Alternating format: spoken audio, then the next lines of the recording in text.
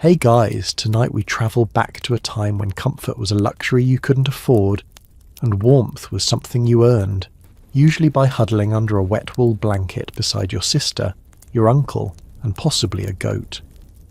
You've just stepped into a medieval stone cottage in the dead of winter, and tonight you're going to try to sleep. Outside, the air is sharp with frost, so cold it seems to snap your breath right in half the second you step beyond the doorway. The stars are hard and bright, and the wind rushes past the thatched roof like a thief. But you won't be seeing that for long, because the moment the sun sets, you're inside, and you don't plan on leaving again until morning. If you're lucky. You won't believe this, but your entire house is just one room. No walls, no privacy, just a smoky cube of cold stone barely taller than you can stretch. The door creaks on leather hinges. There's no lock. Why would there be? There's nothing worth stealing except the fire, and that's already nearly dead. All right, before you get too cozy, go ahead and smash that like button and subscribe, but only if your heart says yes. And if you're tuning in from somewhere chilly, I'd love to know, where are you listening from, and what time is it there? Dim the lights, get that fan going for some background vibes, and let's chill into tonight's little adventure. You crouch low under the rough timber lintel and step inside. The heat hits you first, or what's left of it. A low orange flicker clings to the last blackened log in the hearth. It's not much, but it's everything. In this single-room home, the fire is your stove, your light, your protection, and, most of all, your only real source of heat. The air inside smells thick, smoke, sweat, damp wool, cooked onions, and behind all that, something slightly sour. Maybe the straw mattress hasn't been changed in too long. Maybe someone forgot to carry out the chamber pot. Maybe both. There's no glass on the windows, just wooden shutters which are bolted shut. You'd rather sit in darkness than let that wind in. Light comes from the hearth only, painting flickers of shadow across the soot-darkened stone. Your eyes adjust. You see the uneven plank table, the broken three-legged stool, the basket of root vegetables tucked in the corner, and the bed. You'll be heading there soon, but not yet. You pull off your cloak, thick wool, heavy from the weather. It's icy with frost around the collar and edges. You hang it on the same wooden peg as yesterday and the day before. There's no drying it tonight, just hoping it doesn't freeze stiff. To your left, the hearth pops gently. You crouch beside it, your fingers extended toward the glow. You need to warm them before trying to undo your shoes, which are little more than hard leather sacks tied around your feet with strips of hide. Your toes have gone numb. You won't know how much they hurt until the blood starts to come back. The fire is small because fuel is precious. You spent part of your afternoon scouring the woods for kindling. Fallen branches, dry bramble, anything burnable. You even found a bit of dried dung. It smells awful when it burns, but it burns hot, and you're beyond picky now. You remember when the fire went out for good one winter's morning years ago. It had burned too low overnight, and the coals froze. No flint, no spark, no neighbour willing to give you a burning stick without bartering something painful.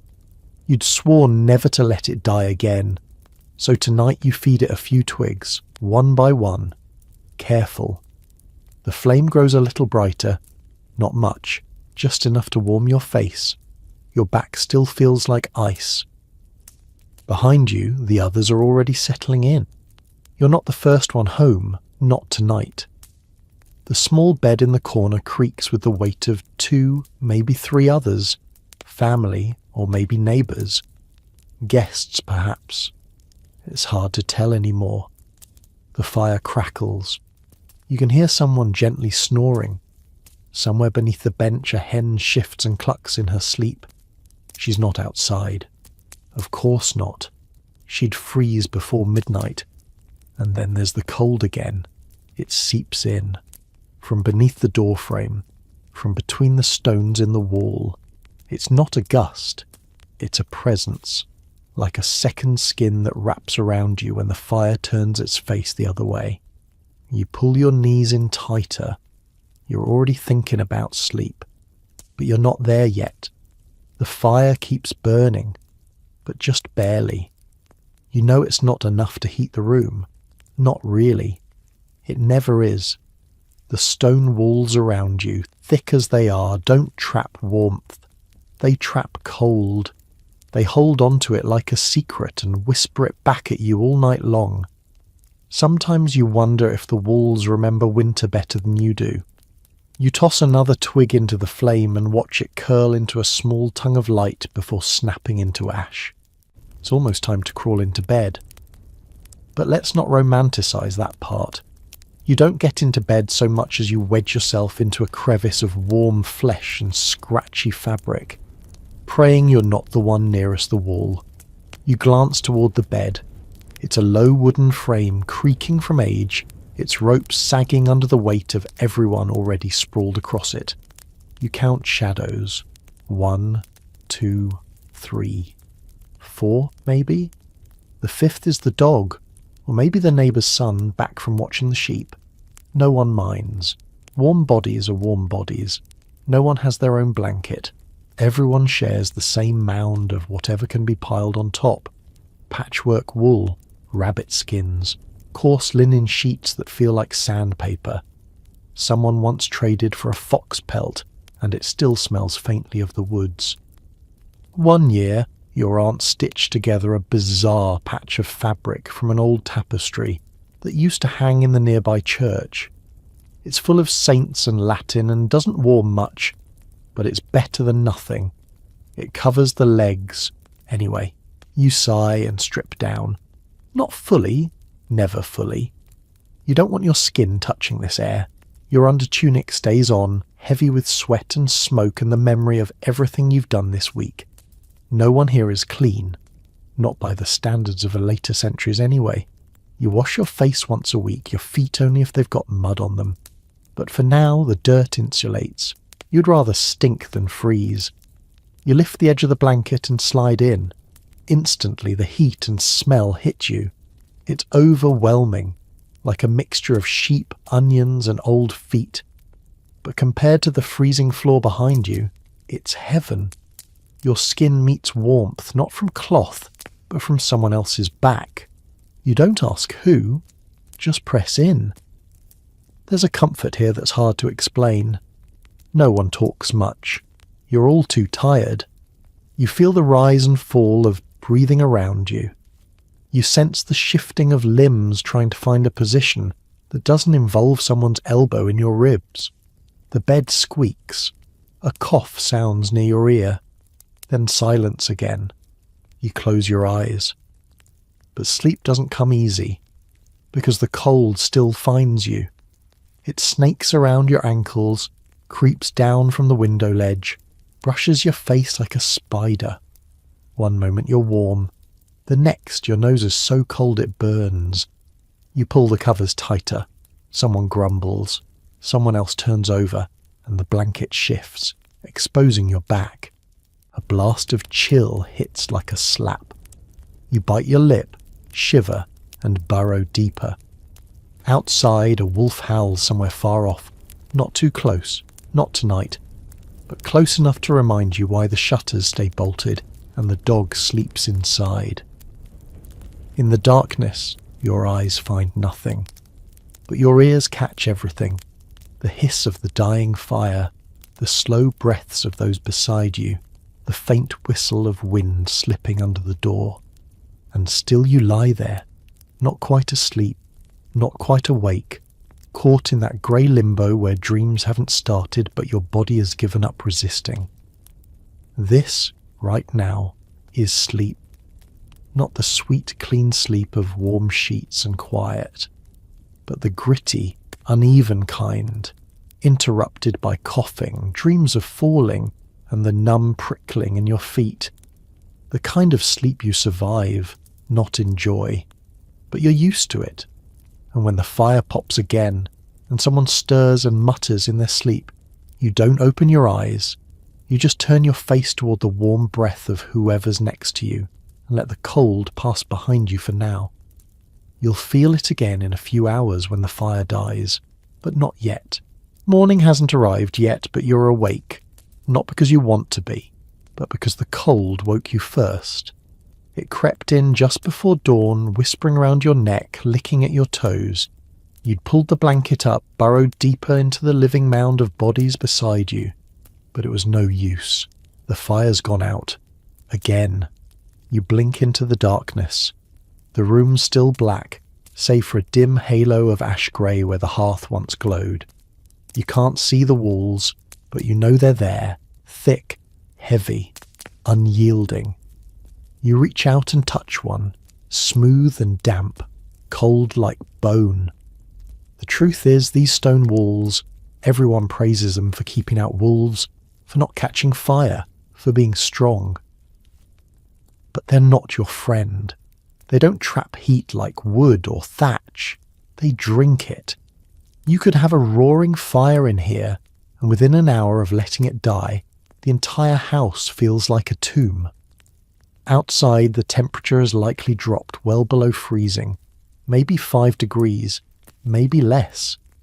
You don't know numbers, but you know how it feels in your bones, the kind of cold that makes iron snap, that turns spit into frost before it hits the dirt.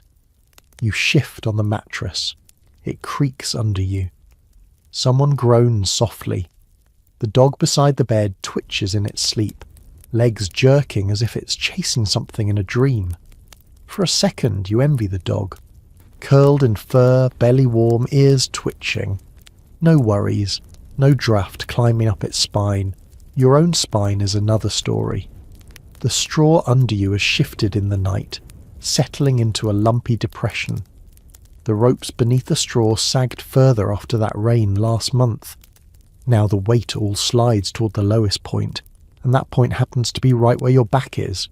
You try to scoot up a little, but someone's foot blocks you. You can't tell whose.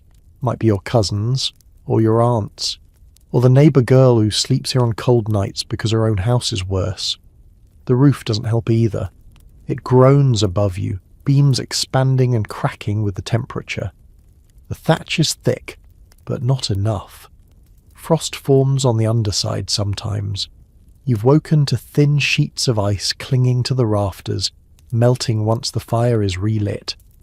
And if the wind is bad, it whistles through the tiniest cracks and dances across the floor like it owns the place.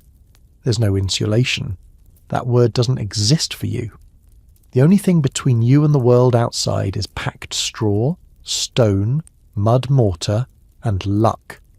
If the wind changes direction, you feel it.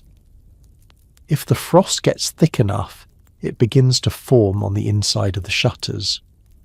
Once, during the harsh winter 3 years ago, you saw your own breath crystallize mid-air inside the house. You remember running your finger along the frost that morning, drawing circles on the inside of the window, laughing with your brother, then crying when you couldn't feel your fingers anymore. You'd forgotten how badly they hurt when the feeling came back. Still, you wouldn't trade this place, not really. It may be a cold, crumbling stone box, but it's your box. You've slept in worse. Remember the time you had to sleep in the pig shed after your father brought home a stranger? You'd lain in hay next to a squealing sow who took up more room than you, while frost coated the tips of your eyebrows. No, this is better. You pull the blanket tighter, pressing your knees to your chest. It's strange how small a person can make themselves when they're trying to trap heat. You know the trick. Curl like a cat. Keep your arms in. Cover your mouth with the blanket, but not your nose. You need to breathe. And still, despite everything, you're not dead. The walls might be cruel, the fire might be gone, the cold might lick your bones, but you're here, and the sun is coming. Soon. The cold has teeth now. Not sharp ones, but dull, grinding molars that press deep into your joints and gnaw slowly. You lie still and try to ignore the ache in your hips from the uneven bed ropes, the stiffness in your fingers from clutching the edge of the blanket. Someone shifts behind you, muttering half a word in their sleep. A heavy arm flops across your ribs. It's warm, damp too, but you don't move it. You've learned not to move too much, not because of etiquette. No one here has the energy for manners, but because the air punishes any uncovered inch of skin. One small motion, one lifted blanket corner, and the cold will find it like a hound. You once sneezed and accidentally exposed your foot. It took half an hour for it to stop burning from the frost. The walls sigh. Not literally, but they seem to. They've soaked up the cold all night like old bread in broth. Now they're bleeding it back into the room, and they're wet. You can't see it, but you know. You can smell it. The subtle rot of damp mortar, the sharp mineral sting of limestone when it freezes. You can trace the seasons by the walls. In spring they weep moisture. In summer they stay stubbornly cool, though the air grows heavy. In autumn they're indifferent. But in winter is when the walls remind you they're not just part of the house. They are the house. And the house is a coffin without the warmth of fire, flesh, and hope. You once touched the wall with your bare back, just for a second, in the middle of the night. The shock of it made you yelp aloud. Your brother woke and scolded you for letting the blanket slip, but he moved closer after that, pressed his bony back against yours and didn't say a word. That's the kind of love that survives here. Not soft words, but shared body heat at 3 a.m. And speaking of survival, you remember old Marta from 2 houses down. Widow. She had a roof that sagged and no children left to help with the fire. That one winter she stopped showing up at the morning bread line. Everyone knew. No one said it. But later someone found her curled up beside the hearth, arms around, the ashes. The wolves hadn't killed her, but they hadn't saved her either. So tonight, and every night, you respect the walls. You don't curse them, not really. You just don't trust them. There's a fringe rumour, a strange one. You once heard from the tinker who passed through the village in midsummer. He claimed that in far-off lands the walls of houses were filled with sheep's wool, packed in tight to trap the heat. A wool that kept the warmth in, not out. You laughed when you heard it. Then you imagined it. A house where the cold couldn't enter no matter how hard the wind howled. It sounded like magic. You shift again. Carefully. You press your back into the crook between 2 warm bodies. There's no more warmth coming from the hearth. Not until someone braves the cold floor to restart it. But for now, the only heat you have is shared. That and the scratchy pelt tickling your chin. Half blanket and half museum of fleas. The air is sharp now, crisp. It has that particular stillness that comes just before sunrise. No birds yet, no bleating from the animals, just the hush of frost settling even deeper. You wonder if the frost reaches through the wall. You wouldn't be surprised. Eventually someone will rise. Someone always does. Maybe the eldest. Maybe whoever's coldest. They'll throw off the blanket with a hiss and pad over the icy floor, flinching with each step. They'll prod the ashes, find the buried ember if there is one, and feed it dry bramble until it glows again. Then the house will breathe a little. Warmth will nudge back the shadows, and you'll all pretend you were never shivering. But that moment hasn't come yet. For now, the walls remain, silent, damp, towering. As old as your grandfather's bones, as cold as the wind outside, and all around you. And yet, somehow, you sleep again. 'Cause what else can you do? It's still dark, but something's changed. You smell it before you feel it. A whisper of warmth in the air, like the ghost of a roasted onion. The fire's back. Someone's done the brave thing. Crawled out from the blankets, tiptoed across the frozen floor, and coaxed life from the grey heap of yesterday's ash. You don't know who it was, but you silently thank them. The hearth glows again, faint orange flickers dancing on soot-covered stone. There's not much, but it's enough to tint the edge of your vision. Shadows come alive across the walls and you blink against the light. Every crack in the mortar shows now, every cobweb hanging from the ceiling. You always forget how crooked this house is until the fire comes back. You stir, careful not to disturb the bodies around you. The blanket is still a shared treaty. Pull too much and you'll be kicked. Pull too little and you'll freeze. But now the fire offers a second option. A chance to warm your face, maybe even your hands, without having to wrestle someone's foot for it. You slide your legs out from under the blanket. The air snaps at them instantly, and your breath hitches. It's like stepping into a bucket of snow. The floor is hard-packed earth, uneven, cracked, dusted with a powder of frost that has crept in through the doorframe during the night. You make it to the hearth on your hands and knees, like a cautious animal. The fire greets you gently, like an old friend who's forgotten your name. Someone's already stacked a few small logs beside it. There's the smell of smoke and bark, and that strange scent of damp wool slowly drying. You hold your hands out, palm down, fingers splayed wide, and the heat flows upward. It's not strong enough to reach your back yet, but it kisses your fingertips with a promise. Now that you're up, you notice how central this little fire really is. It doesn't just warm the house, it defines it. The hearth isn't placed to the side or against the wall like in later homes. It's dead center. It is the house. Everything else, from sleeping to eating to mending clothes, revolves around this flickering heart. It wasn't always like this. The old ones say that in the time before, families used to share a central fire with several huts around it. Communal. But those days are long gone. Now, your fire is your responsibility. Let it die, and you might not wake up. Or worse, someone else might sneak in and take its last ember. You toss in a handful of twigs. The flame perks up and stretches higher, licking at the blackened iron pot hanging above it. There's nothing in the pot yet. That'll come later.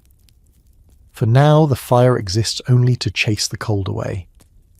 You glance at the ceiling above the hearth, where the soot stains fan outward in a pattern that almost looks like a tree.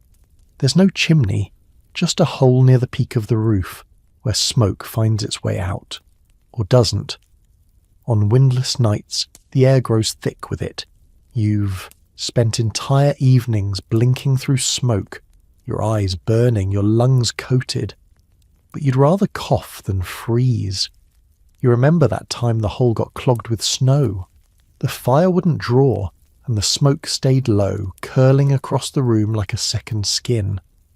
Your younger cousin passed out in the corner. Your uncle threw open the door and waved a blanket like a madman. That was the same night the goat got in and knocked over the bench. It's calmer now. You sit back on your heels, letting the heat bathe your face. You flex your toes, still half numb in their wool wrappings. The others are stirring behind you. Blankets shifting, soft groans, a creak from the old bed. And you smile just a little, because the fire is burning again. You stay by the hearth a while longer, letting the warmth sink deeper into your hands, your cheeks, your chest. It doesn't reach far, this fire, but right now it feels like the most generous thing in the world. Someone behind you coughs, wet and rattling, the kind that comes from breathing in cold smoke every night of your life. You glance back, but no one moves. The coughing fades, swallowed by the flicker of flame. The fire is small, always small, not for lack of wanting, but because wood is life and wood is work. Every stick that burns tonight means time in the woods tomorrow, breaking branches with your bare hands, dragging bundles back over frozen ground, dodging thorns and the glares of neighbours who saw the tree first. Some families mix dung into their fuel, Dried, cracked cow patties stacked like coins. They burn hot, but they fill the room with a smell that clings to your skin for days. You've done it. Everyone has.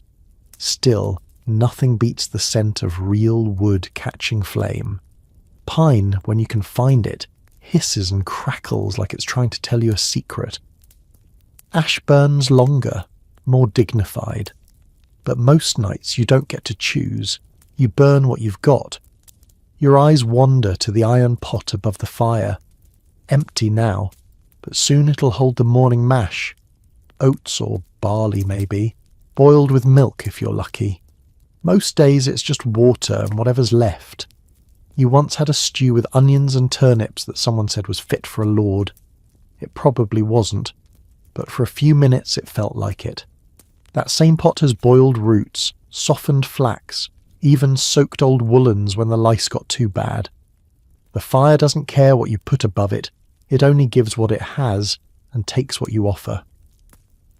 A chicken clucks softly from beneath the bench. She's awake now too, ruffling her feathers, blinking into the half-light. You reach down and toss her a crust from last night's supper. She pecks at it without thanks. You don't mind. She lays eggs. She gets her share of the warmth. The others begin to stir in earnest. One by one, shapes rise from the mass of blankets like ghosts shaking off the fog. Someone, your brother probably, mutters a curse at the cold and stumbles toward the fire, hands first. His hair sticks up in all directions and his tunic is so wrinkled it looks like he slept in a pile of ropes, which in a way he did. You make room, shifting over to let him kneel beside you. The two of you sit in silence, watching the flames grow bolder. He tosses in a stick. You add a few pine cones you tucked into your cloak days ago, damp but still usable. The fire pops, then settles into a slow, steady burn. It glows gold against the soot-black stones. Above your heads the ceiling begins to drip, not from leaks, but from frost melting on the thatch. One drop lands on your brother's forehead. He doesn't flinch, just lets it run down the bridge of his nose like it's always been part of the routine, which it has. There's no chimney here, just that small hole in the roof where the smoke escapes, when it wants to. The rest gathers above you, thick and sweet and oily. On windless nights, it descends like a blanket of its own. On windy nights, it gets sucked out with a howl that rattles the rafters, but most of the time it lingers just enough to stain your clothes and leave your eyes stinging. You've heard that wealthier homes have real chimneys now, tall ones, with brick and flues and clever covers to keep the rain out. You've never seen one yourself, but the Reeve talks about them sometimes, usually while leaning on his polished walking stick and pretending his nose isn't red from the same frost that bites yours. Still, the hearth you have is yours. You know its moods. The stone it sits in is cracked in one corner, and that crack hisses when you throw in something too wet. The iron pot creaks on its hook when the wind blows just right. The floor around it is scorched and pitted with ash, but it's yours. You sit a moment longer, letting the warmth ease into your bones. The dog lumbers over and flops beside the fire with a sigh that sounds almost human. The room is brighter now, shadows bouncing in all directions. Your skin smells of smoke and old wool, and there's a layer of ash on your sleeves from feeding the fire. You don't brush it off. 'Cause this fire is more than just heat. It's life, in a house made of stone, in a world made of cold. And you've kept it burning. Later that morning the fire still burns, but the coal doesn't leave without a fight. As the daylight begins to seep through the cracks in the shutters, you can finally make out the roof above you in full. The tangled weave of thatch, dry in places, black with mildew in others, and dusted with fine white crystals of rime that didn't melt overnight. It groans quietly as it warms, shifting with the slow sigh of expanding timbers. One piece of straw drops from above and lands in your bowl. You fish it out without blinking. The roof, like the walls, is a contradiction. It's meant to shield you, but more often than not it lets things in. Not birds or rain, though those happen. No, worse than that. Wind. The roof breathes, whether you want it to or not. And in winter, that breath is ice. Built from bundles of reed, straw or heather, the thatch has been patched over the years by many hands, some more skilled than others. There's a place above the hearth where the bundles are tight and layered like fish scales, but near the edges, toward the bed, it's looser, more careless. That's where the wind finds its way in. Little fingers of air slide down from the beams and into your blanket at night like curious ghosts. You've tried to block it. Everyone has. There's a bit of canvas pinned to the roof beam with a bent nail, a stuffed goose wing jammed into one corner, even a clump of moss someone wedged into a hole months ago and forgot about. It's all still there, clinging desperately to the structure like it understands what's at stake. But no matter what you do, the cold finds its path. You remember one particularly bad storm last year when snow blew sideways through a crack in the ridgepole. It dusted the floor like flour. Your uncle woke up with frost in his beard and curses on his lips, and your cousin insisted for weeks afterward that she saw a spirit standing in the rafters. No one believed her, but no one entirely didn't believe her either. You glance upward again, tracking the thin sliver of light that cuts through the thatch. It shifts as the sun moves. That hole is new. You'll need to fix it before the next hard wind. That means climbing onto the roof, balancing on beams slick with frost, and packing it with new straw if you can spare it, which you can't. You almost laugh. Because straw isn't just for the roof. It's for bedding, for livestock, for kindling, for plugging gaps in the wall. In a poor household, straw is like gold. It gets used and reused until it's black with soot and full of mites. Then it gets used one more time. You rub your fingers together and they come away grey with soot. The entire ceiling is coated in it, a silent record of every fire you've ever lit. On the brightest days, you can see it floating in the air like ash fairies. On the worst days, it falls into your stew. The house never really feels clean. Not in the way a rich man's house might, but it's yours, and it's held through frost, storms and years when the wind roared so loud that you thought the roof would lift off like a bird and never come back. And yet, here it is, still creaking, still dripping, still standing, and you beneath it, alive. Later that morning, once the porridge is gone and the fire's burning a little brighter, you climb up the ladder to check the roof yourself. Not because anyone asked you to, but because no one else will.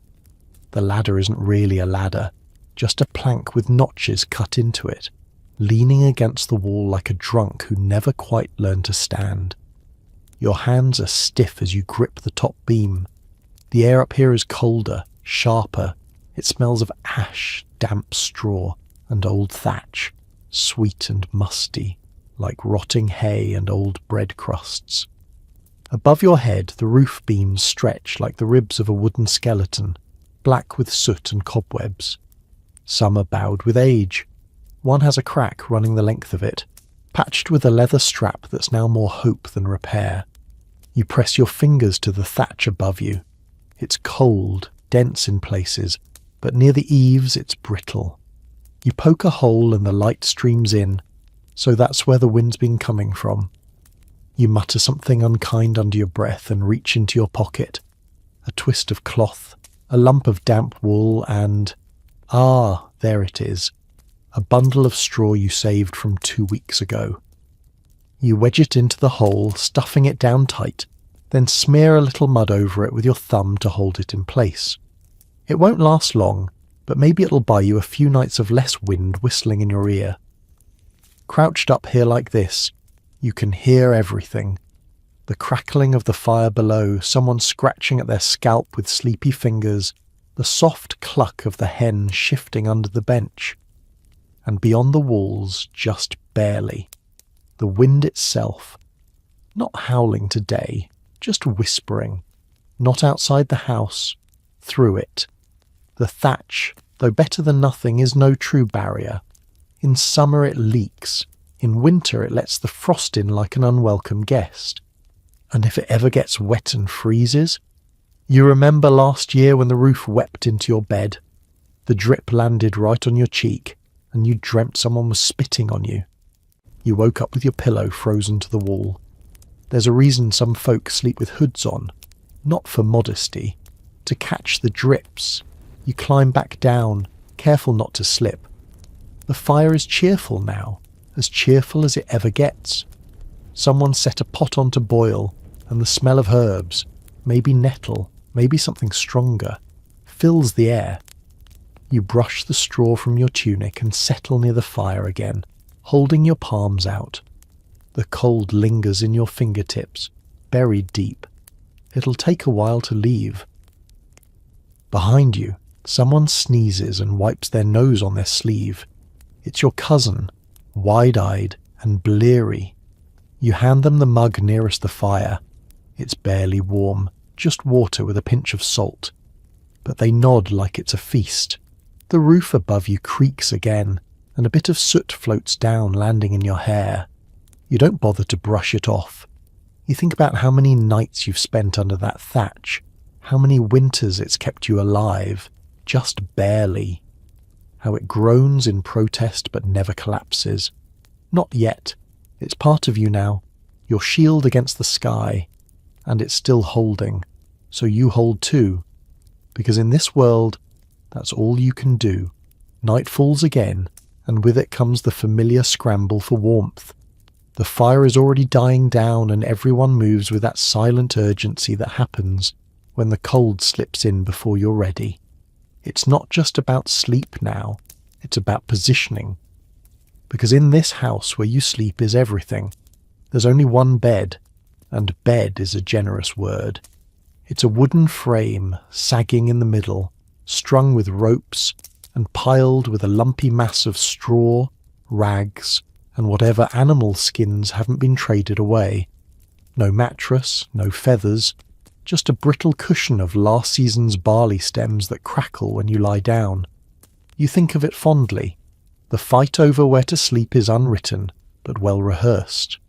The wall side of the bed is the worst. That's where the cold creeps in, unchallenged. Whoever sleeps there wakes stiff, with frost clinging to their eyebrows and the tip of their nose red and raw. No one wants that spot, but someone always ends up there.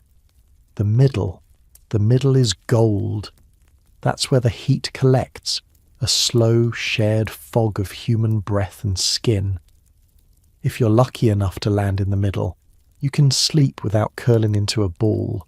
You might even stretch your legs. You might wake up warm, but you tonight are not in the middle. You arrive late to bed. Not too late, but late enough that the best spots are taken. Your older brother has staked out the centre with all the silent entitlement of someone who chopped firewood this afternoon. Your cousin has curled up beside him, her feet tucked into the crook behind his knees. The dog is already at the foot of the bed, snoring and twitching in his sleep. And so you're left with the outer edge, next to the wall. You sigh and lie down anyway. The straw beneath you is uneven. Someone's dug into it already, leaving a crater your back now slides into. You try to shift, but it only makes the wall feel closer. The stone is cold, always cold, and the blanket does little to stop it from creeping through. It presses against you like a second spine, radiating the chill it's gathered all day. You pull the fur cover tighter. It smells of sheep and sweat, but it's thick and it's yours. You drape it over your shoulder, tuck it behind your knees, then curl in tightly, like a cat trying to disappear. Your nose peeks out into the air. The rest of you stays wrapped. The others are already breathing heavy. Sleep comes fast when you're this tired. but your body takes longer to forget the stone wall pressing into your hip, the way the cold climbs through the straw like a slow, invisible snake. You remember a story your grandfather told, about a man who froze to death with his eyes open. The family thought he was awake until they shook him. You wonder if it's true. Someone beside you turns over and steals a portion of the blanket. You grunt and tug it back. No one apologizes. There's no shame in stealing warmth. You glance toward the fire. Just embers now. A red glow in a sea of ash. No one's getting up to feed it. Not tonight. You'll have to last the night as you are. You shift again and press your feet against your cousin's legs. She kicks once, then lets you stay. That's as close as you'll get to permission. And still, the wall stays cold. It never sleeps. You wake in the middle of the night, not to sound, but to absence. The warmth is gone. At first, you think the blanket slipped. But no, it's still there, wrapped around your chest like a heavy hide. The dog's still curled at the foot of the bed, breathing slow and loud. Your cousin beside you is still a lumpy shape under the covers, but the air has turned against you. Even beneath the furs, the cold has crept in like a thief, cautious and silent, until this has touched everything. You blink into the darkness and resist the urge to shift too much. Movement is dangerous. It exposes skin, displaces shared heat, and always ends in regret.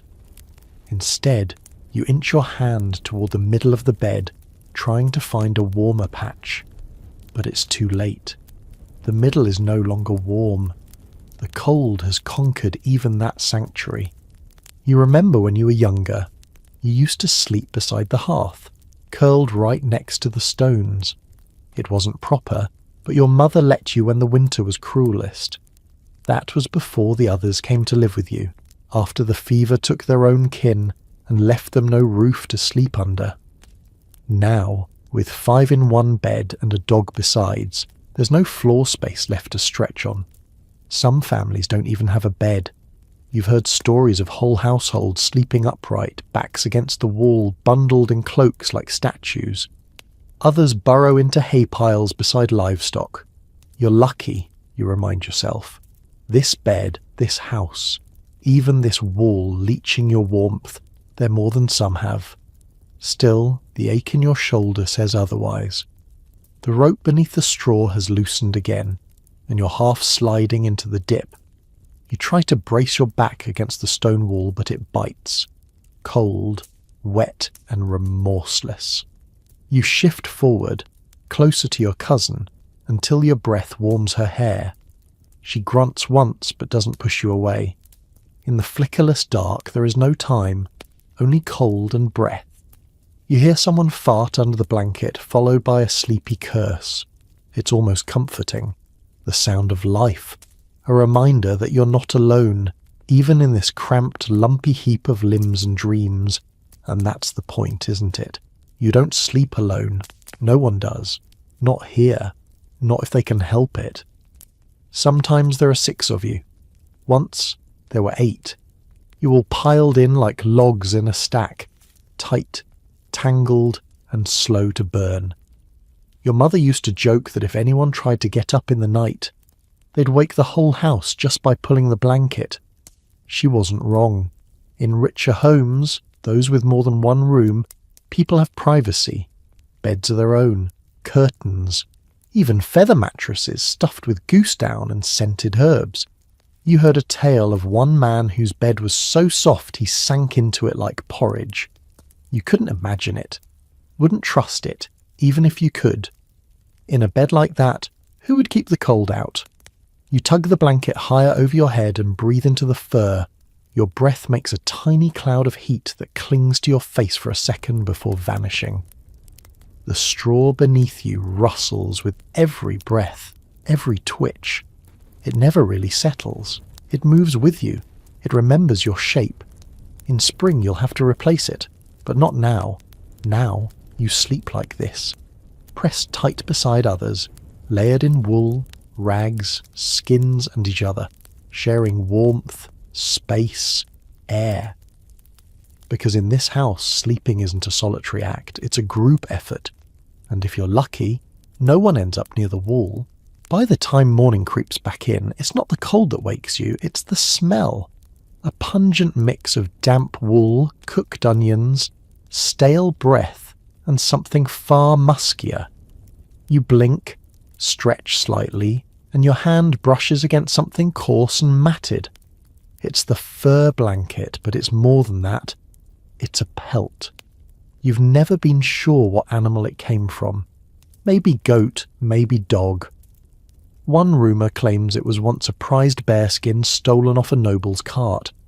But looking at the patches sewn with mismatched thread and the greasy sheen of the hair, it's more likely it was cobbled together from scraps and offcuts over years, possibly decades. Still, this pelt may be the only thing between you and waking up half frozen. You sit up slowly, the fur sliding off your shoulders, and shake the sleep from your limbs. Every joint pops. Your knees ache.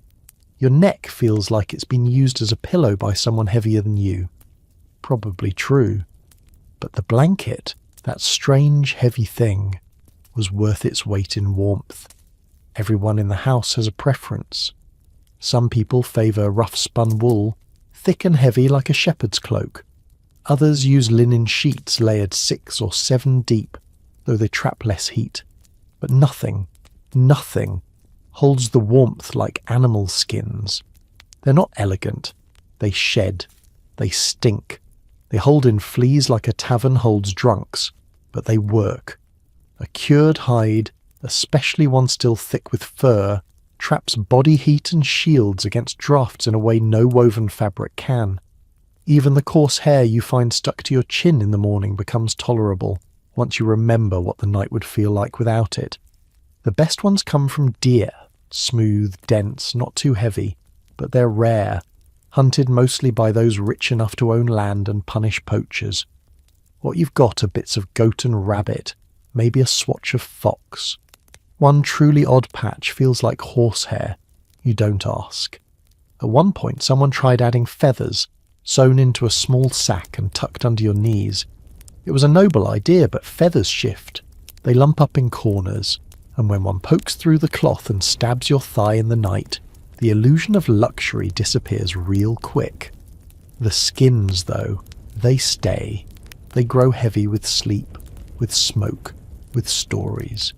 You've mended them yourself, sitting by the fire, pushing a bone needle through hardened edges while the others talk in low voices or sing half-remembered songs from their childhood. You recall one winter when your aunt traded a basket of onions for a long strip of pelt she swore came from a lynx. It was greyish, with fine spotted hairs and a soft underlayer like nothing you'd ever touched. It barely covered half a body, but for weeks there were whispered negotiations each night over who got it. Eventually it disappeared, probably sold, or maybe moth-eaten in the chest by the wall. You never saw it again. These furs and blankets are communal memory. Each one has passed through hands, across winters, through illnesses and recoveries, childbirths and deaths. They carry a history of nights survived. You run your fingers across the edge of the pelt draped over your legs. One side is smooth from use, the other still rough, crackles faintly when folded. You shake it gently and a puff of dust rises, catching the morning light that seeps in through a crack in the shutter. Then you fold it once and lay it carefully on the bed. Someone else will need it tonight. Because when the sun goes down again, and it always does, these strange, scratchy pelts will once again become the only defence between your body and the cold teeth of stone. You spend part of the morning airing out the bedding, though airing out is a generous phrase. There's no yard, no clothesline, and certainly no sunshine today.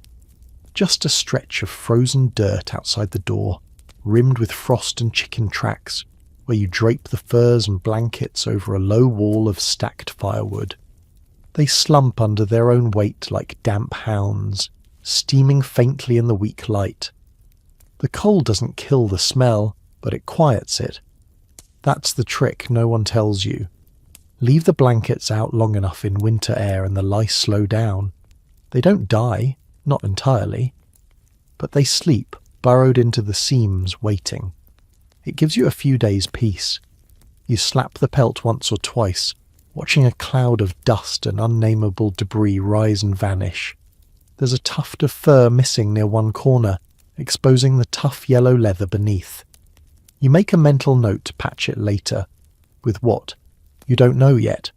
Maybe a bit of your old boot. Maybe nothing. Inside, your younger cousin is folding the linen sheet. Not real linen, not like the monks have. This is coarse, more nettle than flax, woven thick to survive scrubbing and fire both. She holds it up, inspects it for fleas, then shrugs and sets it on the edge of the bed. It's your thinnest layer, but everyone counts. Layering is the art here. First, the rough sheet against the straw to stop it poking you. Then whatever rags or pelts you can stack on top, wool, fur, even sacks if they're clean. You've slept beneath sacking stuffed with dried leaves before. Not comfortable, but warm. Sort of. Someone once claimed they saw a blanket from the city that was made of felted wool. Thick and soft like pressed clouds. No seams, no holes, no lice. You laughed so hard you nearly coughed up your soup.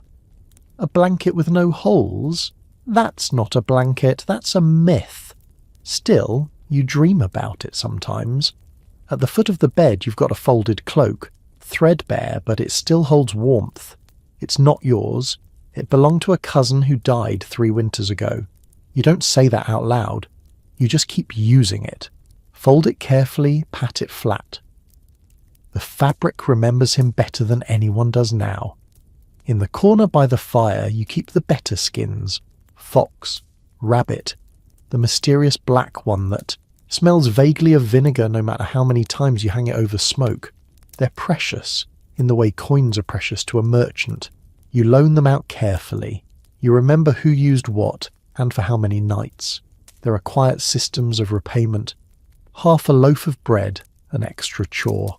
Someone giving up their spot near the fire without being asked. The pelts have seen more than you have. They've travelled from house to house, passed through births and sicknesses, rolled up and tucked under arms in flight from floods or raids. There's even one small fur strip stitched into the blanket's edge that someone swore came from a marten killed by a priest's dog. Why it ended up here, no one remembers, but here it stays. Because here, nothing is wasted, especially not warmth. You finish bringing the furs back inside one by one, careful not to drag them through the ashes or spill yesterday's stew. Each one is draped with the reverence of ritual. You fold them in layers at the foot of the bed, arranging them in the exact order they go on each night. Heaviest on top, smoothest near the skin, scratchiest dead centre where someone will complain but still use it. Then you take a moment and rest your hand on the mound of them, still warm from the pale sun. Tonight they'll smell like frost. Tonight they'll work. Because when stone walls breathe ice and the fire goes dark, nothing feels holier than a threadbare patchwork of pelt and sweat, passed down through hands and laid over the body like a prayer. Evening again, and you're scratching. Not absent-mindedly, not once or twice, constantly. Your neck itches, your scalp itches. There's something crawling at the bend of your knee, and another bite swelling on your hip bone. It's not your imagination. They're back. Not that they ever left, really. The lice, the bed bugs, the fleas. You live with them, sleep with them, sweat with them. They love warmth, just like you. And if there's one thing medieval winter sleeping arrangements offer in abundance, it's pooled, concentrated warmth. From skin, from breath, from pelt, from the straw that hasn't been changed in a month. You try to ignore the itch, but once you start, it spreads. 1 scratch becomes 5, then 10. You squirm in bed, trying to dig your fingernails past the seams of your tunic. The linen sticks to your skin with old sweat, making it worse. You tug at the collar and reach under, raking your chest until the itch fades just slightly. Your cousin groans beside you and mumbles something incoherent. You freeze, wait, then resume. Everyone itches. No one talks about it anymore. The straw mattress, which once smelled faintly of hay, now has the scent of sour breath, grease, and something darker, hard to name. You shift your leg and feel the soft crunch of flattened husks beneath you. There are creatures in there. You know this. You've felt them. Once, last winter, you caught one. A fat louse crawling near your neckline. You crushed it between your fingernails and it popped with a snap, leaving a smear on your thumb. You wiped it on the underside of the blanket, then rolled back over and tried to forget. There's a trick, supposedly, to keeping them away. Sleep with mint leaves tucked into your shirt or rub garlic onto your wrists. But herbs are scarce in winter, and garlic's worth too much to waste on fleas. Besides, the bugs are smarter than old wives' tales. They nest in seams, in folds, in the woven edge of the fur pelt that touches your shoulder every night. Sometimes you swear you can hear them moving when the room is quiet enough. Your mother used to say that bugs don't bite the dead. You'd laugh if it weren't so close to true. Some houses burn their bedding in spring, build a whole new mattress of fresh straw, boil every scrap of cloth, hang the pelts out for days until the sun bakes the life out of them. That's for the lucky ones, the ones with surplus. You've only replaced the mattress once in the past 3 years, and even then the fresh straw was damp and already riddled with crawling things. But it's not just straw. The wooden bed frame itself, cracked, splintered, warm with the heat of too many nights, has become a bug palace. Bed bugs hide in the joints, the nail holes, the grain. Come nightfall they emerge clever and hungry. They know when you're asleep. They wait for the stillness. And the bites? They're not gentle. You wake with welts, angry red bumps that swell beneath your collarbones and along your thighs.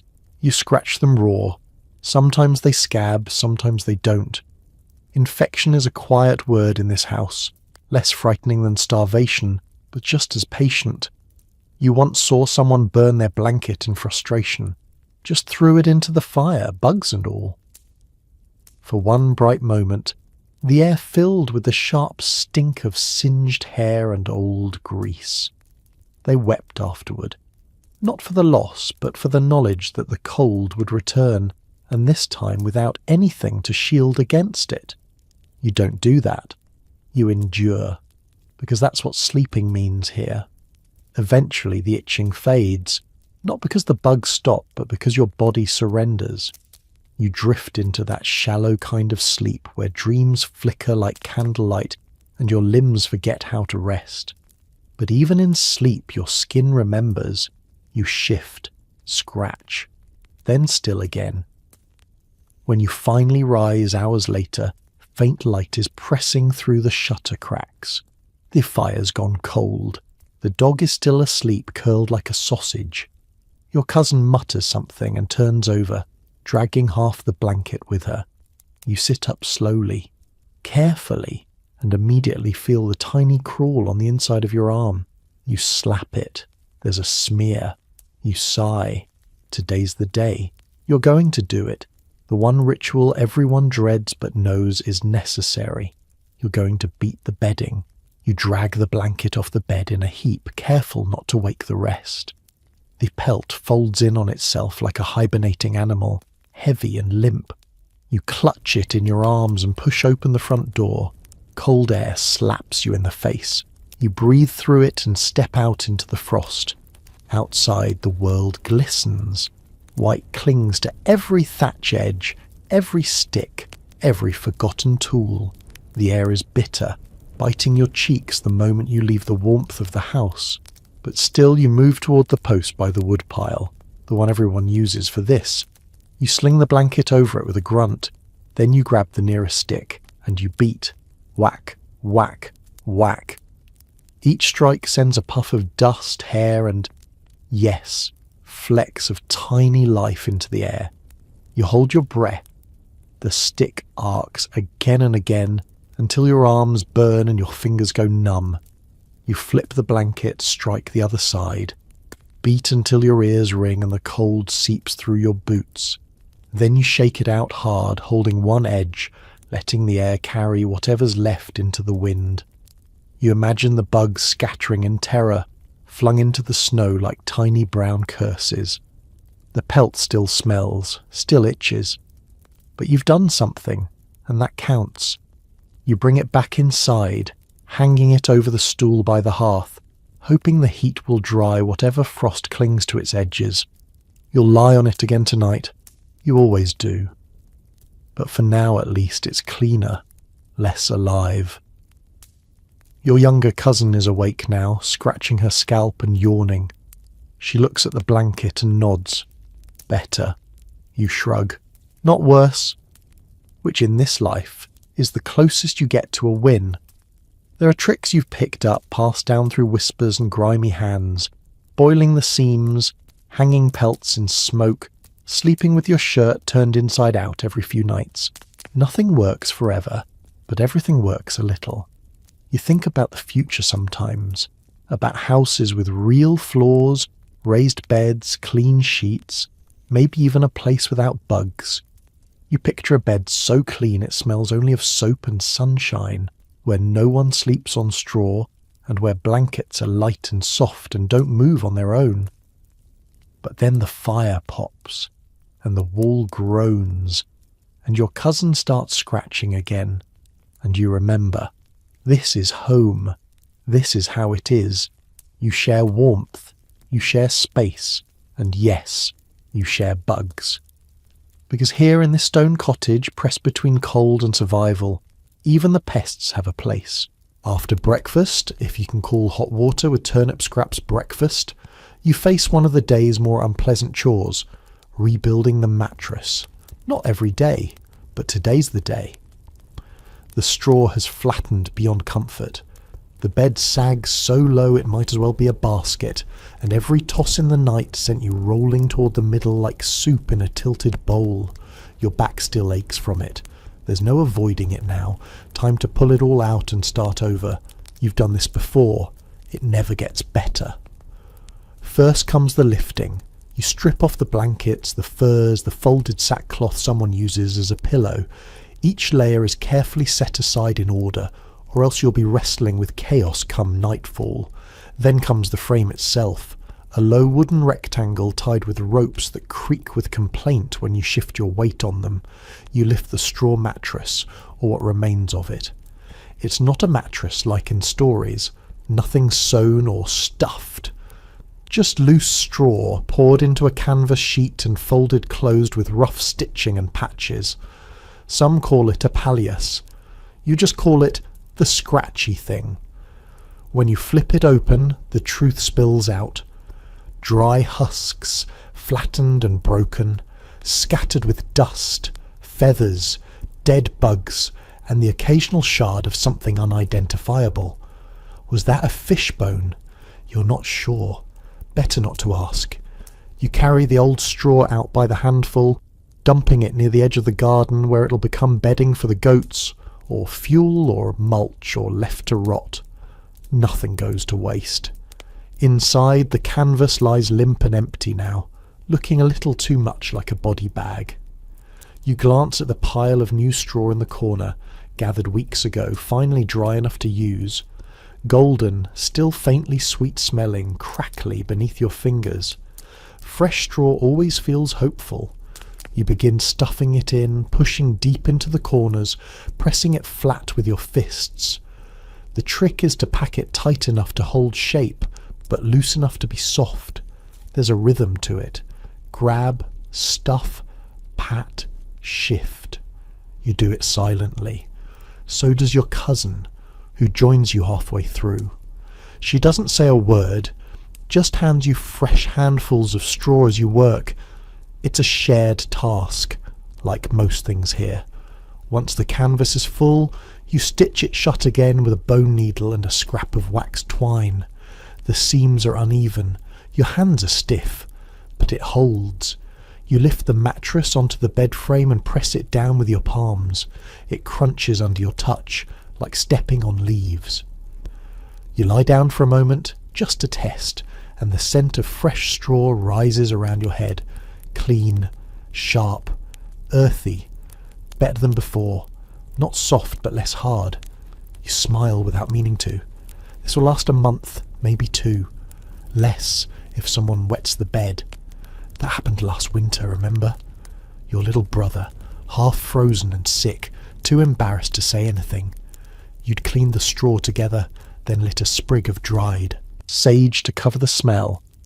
You both laughed when the smoke set the dog sneezing. You think of that now as you smooth the new mattress. Tonight will be better. A little. The itch might not be so bad. The straw might support your spine instead of poking it. Small victories. Because in this life, comfort doesn't come in grand gestures. It comes in handfuls of dry grass and the promise of a slightly warmer night. Once the new straw mattress is laid out, and the frame stops groaning quite so much, it's time for the bedding ritual. The slow, practiced layering that happens every single evening like clockwork.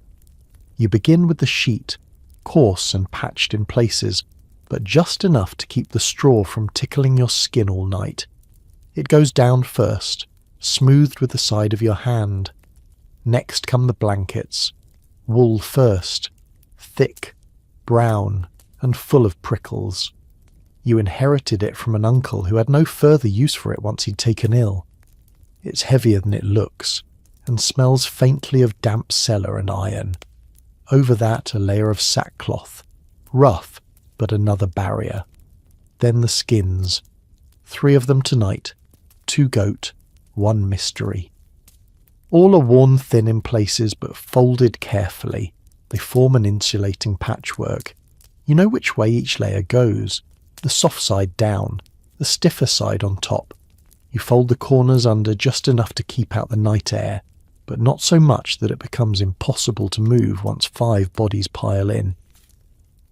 The dog, watching you from near the fire, gives a lazy thump of his tail.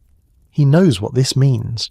He'll try to claim his usual spot at the foot, warm and slightly less crowded, unless someone beats him to it. Outside, the light is fading fast. The wind picks up, blowing against the shutters with a sound like distant moaning. You pause for a moment, your hand still resting on the folded skin at the top of the bed, and listen.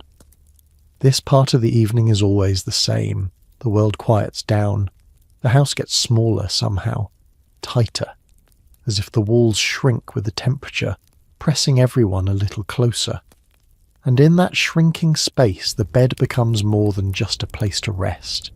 It's a fortress, not against enemies, but against the cold, against the fear that creeps in with the shadows, against the long dark hours when you wake and wonder if the fire has gone out for good. You've seen other arrangements in other homes, families who sleep on benches or hang hammocks from the beams. One neighbour stuffs his entire family into a corner on the floor, pressed against a wall lined with dried turf. Another built a raised platform over the goat pen to trap the rising heat. Clever, but the smell never quite goes away. Still, this, your pile of furs, cloth and straw, is the method that's worked. It's been shaped by routine, refined by generations of uncomfortable sleep. It's not just practical, it's ancestral. Your grandmother used to say, sleep doesn't care how you look, just how long you last. You didn't understand it then, but you do now, because here, beauty fades with winter. But endurance, that's the currency of survival. You finish the last fold. The blanket edge is tucked in neatly, ready for nightfall. You glance at the door. It's still barred. The wind still cries outside. And you know that soon, one by one, the others will crawl back into this shared bed, groaning and elbowing and stealing the warm spot you just made. But you don't mind, because tonight the mattress is new. The layers are firm, the furs are in place, And if the cold must come again, as it always does, at least you'll meet it with the comfort of straw beneath you, a wall of warm bodies beside you, and the soft, earthy rustle of something you built yourself. It may not be luxury, but it is home. The sun has slipped away now, and with it any illusion of warmth. You feel it instantly. The air shifts, sharpens. The fire is still alive, but barely. A flickering core of orange swallowing its last dry branch. Shadows stretch longer across the stone floor. The walls tighten, the roof creaks, and you reach for your nightwear. Which sounds grand. It isn't.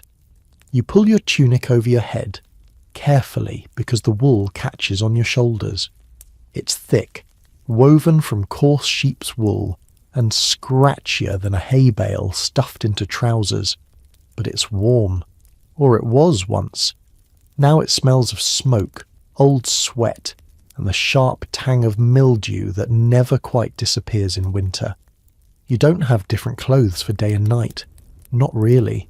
What you wear to sleep is what you wore to work, to eat, to gather kindling. You peel off only what you must. Wet socks, maybe, or your outer cloak if it's soaked, and leave the rest on. You layer. That's the only secret to survival. Under your tunic you wear a second shirt. Linen, originally white, now somewhere between ash and peat in colour. It's thinner than the outer layer, but softer against the skin. You tuck it tight around your waist, knot the belt loosely, then pull the tunic back down. Your legs are wrapped in wool bindings, wound from ankle to thigh. They've slipped a bit since morning, and the tops itch where the frayed ends dig into your skin. But you don't bother to adjust them. Not tonight. You eye the brick by the hearth. There it is. Flat, square, slightly charred. You reach for it with a cloth. It's hot to the touch, but not blistering, just right. You've done this before. You wrap it tightly in 2 layers of linen, tucking the ends under like a parcel. This is your warming brick, and while it won't last all night, it'll chase the worst of the chill from the bed. Some folk use heated stones from the fire pit. Others, wealthier ones, might fill ceramic bottles with hot water. But this brick has served your family for years. It was part of the old oven before it crumbled. Your grandfather chipped it free with a chisel, declared it a fine sleeper's stone, and ever since, it's been your closest thing to comfort. You tuck it into the foot of the bed, right beneath where your calves will be. That's where the cold bites hardest. The heat from the brick seeps upward slowly like a secret. You press your hand to the blanket just above it and feel the faintest promise of warmth. Your cousin is doing the same thing on the other side. Different stone, same process. She uses a broken roof tile. Not as good, but it does the job for a little while. The dog, ever alert to fire-warmed anything, noses at the edge of your brick before curling back into his circle near the hearth. And then come the socks, wool again, thick, mismatched, patched at the heel. One has a bit of embroidery that's long since unravelled into nonsense. You pull them on and wiggle your toes, still stiff, but better than bare.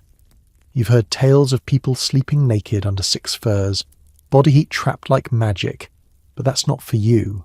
Here, you layer until you creak. You sleep fully dressed, wrapped like a parcel ready for shipping, and still the cold finds its way in. Tonight, though, you've got the brick, and maybe that's enough. You stand by the hearth a moment longer, soaking in the last of its fading heat. The fire is nearly out, but the embers still glow a faint orange beneath the ash. You give them one last stir with the iron poker, just enough to release a brief pulse of warmth before the coals settle again with a sigh. Then you make your way to the bed. The others are already piling in, each wrapped in their own odd assemblage of cloth and wool, moving like worn-out bundles of laundry. No one speaks. It's too cold, and words waste breath. You hear only the shuffle of feet, the creak of the ropes beneath the mattress, and the occasional grunt as someone elbows for space. You slip under the covers, find your spot, farthest from the wall tonight, a small victory, and press your calves down toward the brick. The warmth is still there, faint but real. You let out a slow exhale, not quite a sigh, and nestle in deeper. The tunic twists slightly at your waist, and you reach under the blanket to tug it straight. Your wool bindings have loosened, and you try to fix them without waking your cousin. She groans and shifts but doesn't push you away. That's all you need. Above you, the thatched roof groans in response to the wind. A thin stream of cold air slips down the wall, brushing your shoulders even through the fur. You curl tighter, knees to chest, arms folded in. The layers of fabric around you feel bulky, like armour, and in some ways they are. Every night you fight the same battle, body versus winter. And every piece of clothing you wear to bed, every sock, every ragged sleeve, every coarse scarf wrapped around your head, is a shield. Without them, you'd be no match for the chill that seeps into every corner of this stone box. Your mother once told you that monks in their great stone monasteries wore 4 layers to sleep in winter, and still sometimes woke up frozen. You wondered then what hope you had. But you've made it through winters harsher than this, and each one has taught you how to sleep smarter. You don't just lie down and hope for the best. You prepare like a soldier before a siege. You wrap your hands, double your socks, pull your sleeves down over your thumbs, cover your nose with your collar, and tuck your ears beneath the edge of your wool cap. Only your eyes remain uncovered. The dark is soft now. The fire gives no light. Only the faint silver of moonlight sneaks through the thatch above, catching on the furrowed edge of the bed frame, the rough plaster of the wall. You blink slowly. The itch of your tunic at the neck fades. The ache in your knees dulls. The brick is cooling, but not yet cold. This is warmth. Not the easy kind, but the kind you earn. The kind built layer by scratchy, smelly, necessary layer. The kind passed down through generations who knew that sleeping dressed meant waking alive. You think about the first night you tried sleeping with nothing but the tunic, long ago before you learned better. You'd shivered so hard your teeth clacked. Your mother had wrapped you in her own cloak, muttering that foolish pride makes poor bedding. She was right. Now you know. Warmth isn't luxury. It's planning, preparation, fabric, friction, flesh. It's 5 people in one bed. It's bricks in cloth. It's the stink of wool and the heaviness of sleep after scratching yourself raw. It's survival. And tonight, buried beneath it all, you might even dream. Before sleep fully claims the room, before the slow tide of breath and stillness overtakes every blanket and shadow, there is the ritual. Not formal, not spoken, but always the same. Everyone has their own version, stitched together from habit, family tradition, and desperation. For you, it begins with a handful of herbs, crushed between your fingers and rubbed onto your temples, a rough mixture of dried lavender, chamomile, and something you're fairly sure was originally meant for pigs. It doesn't matter. The scent is calming, faintly sweet, sharp enough to clear the smoke from your nose. Your grandmother used to make this blend every autumn, hung it in cloth bundles above the fire to dry. She claimed it warded off night terrors, chills, and the gremlins of the mind. You don't believe in that. Exactly. But when you press the dried leaves against your skin, something inside you softens. A memory, a gesture, a kind of invisible warmth. Beside you, someone murmurs a prayer. Not loud, just a whisper, barely a word. A plea to wake up, a plea to everyone else to wake up too. You've known houses where people didn't, not because of illness, not because of age, just because the night was too long, too cold, and too quiet. A frozen breath away from never drawing another. Your own ritual continues. You reach beneath your tunic, pull free a thin strip of cloth, one end stitched with uneven red thread.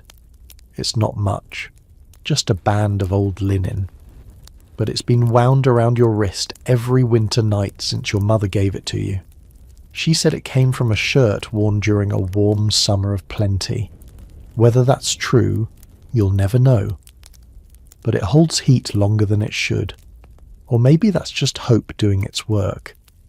You tuck your hands beneath your arms, curl your knees in tight, and press your back against your cousin's. She shifts slightly, groggy, but doesn't pull away. Her body heat passes into yours like a quiet agreement. In this house, warmth is borrowed, stolen, and shared without words. Others have their rituals too. Your uncle used to rub garlic on his feet before bed, swearing it kept away frostbite and demons both. Your older brother keeps a stone from the river under his pillow, smooth and round, claiming it holds the memory of sun. A neighbour once showed you how to place a bowl of water near the bed. If the water freezes, you'll know it was that cold, and if it doesn't, the frost will go there instead of to your lungs. Superstition. But people cling to anything that gives the illusion of control. You blow gently onto your hands one last time, watching the breath curl like smoke into the darkness. Outside, the wind has died. Inside, the quiet is full of shuffles and sighs. The fire gives a final groan in the hearth. The shutters creak against their hinges. The dog whines in his sleep. You close your eyes. The room hasn't changed. The bed is still crowded. The stone walls still sweat there, cold into the night. But somehow these small rituals make it bearable. The herbs, the cloth, the touch of another's spine against yours. Because sleeping here is not about dreams. It's about getting through the dark, and you've prepared. The others have finished their own nighttime routines by now. Your cousin has pulled her wool cap low over her ears, muttering that it keeps the frost out of her dreams. Across from you, someone is chewing slowly. On what, you're not sure. A piece of dried root, maybe. Some swear by chewing yarrow or fennel before sleep. Supposedly, it calms the belly and wards off the cold sweats. You tried it once. All it did was stick in your teeth and make you dream of cabbage. The dog finally settles with a groan, curling his paws beneath his belly. He lets out a long breath that smells suspiciously like turnips. You don't mind. The heat from his body, radiating at the foot of the bed, is better than any extra pelt. He's as much a part of the household as the fire or the straw, a creature you trust more than most neighbours. The room is still now, quiet enough to hear the small things. Someone's breath whistling through a crooked tooth. The creak of a rope under shifting weight, the faint tap of something in the rafters, maybe a mouse, or just the sound of frost tightening its grip on the beams. This is the moment when the dark feels thickest. Not fearful, exactly. Just total. The kind of darkness that erases the corners of the room and flattens everything into shadow. There's no lamp to light, no window to peer out of, no sound of bells or carts or distant footsteps. Just you, your own breath, and the slow cooling of the body beside you. Somewhere behind you, your aunt whispers a rhyme. It's barely audible, a half-remembered chant passed down through so many mouths it no longer makes much sense. Something about fire spirits and safe passage through the night. Her voice is hoarse, scratchy with sleep.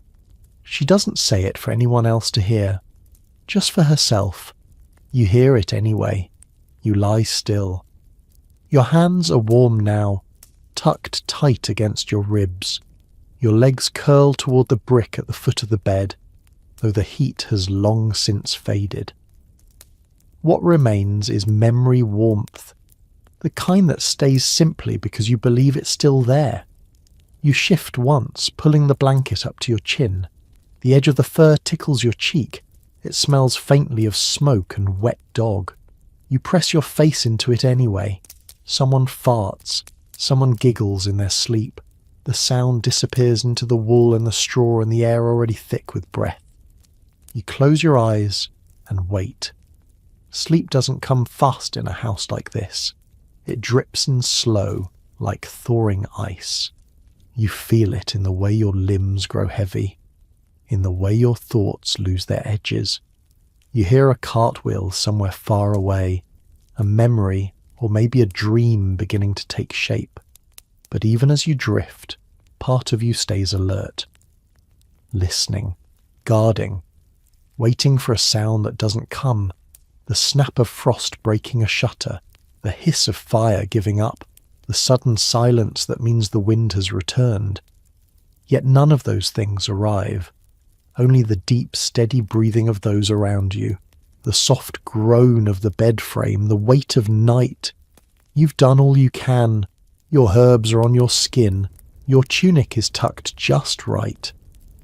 The warmth, thin as it is, has pooled into the hollow where your body curls. The cold will visit. It always does. But you're ready. And tomorrow, if you wake, you'll do it all again. Because in a house of stone, survival is a habit, and sleep is its most sacred ritual. Night deepens, and with it the warmth thins. The fire has collapsed into a faint pulsing red under the ash, no more than a heartbeat of heat now, yet somehow the room feels warmer, not because of the fire, but because of them, the people beside you. The breathing, sweating, shifting tangle of family and familiarity that makes this stone box something survivable. There are 5 of you in the bed tonight, 6, counting the dog. You're all wedged together in a row like tools in a chest, carefully angled, tightly packed, serving a shared purpose, to not freeze. And somehow it works. Your cousin's leg is pressed against your shin. Her foot is cold, but so is yours. Your uncle's back is at your other side. Broad, knotted with years of chopping wood, and now emitting a slow, furnace-like warmth. His snores are steady, the kind of sound you once hated but now find strangely reassuring. Your younger brother has tucked his head under your arm again, just as he used to when he was small. He's older now, wiry and taller than you remember, but in sleep everyone becomes a child again.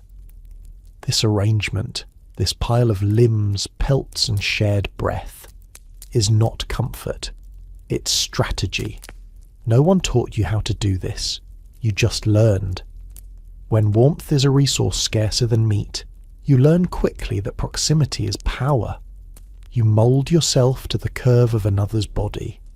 You learn whose feet are always cold, who kicks in their sleep, who mumbles nonsense.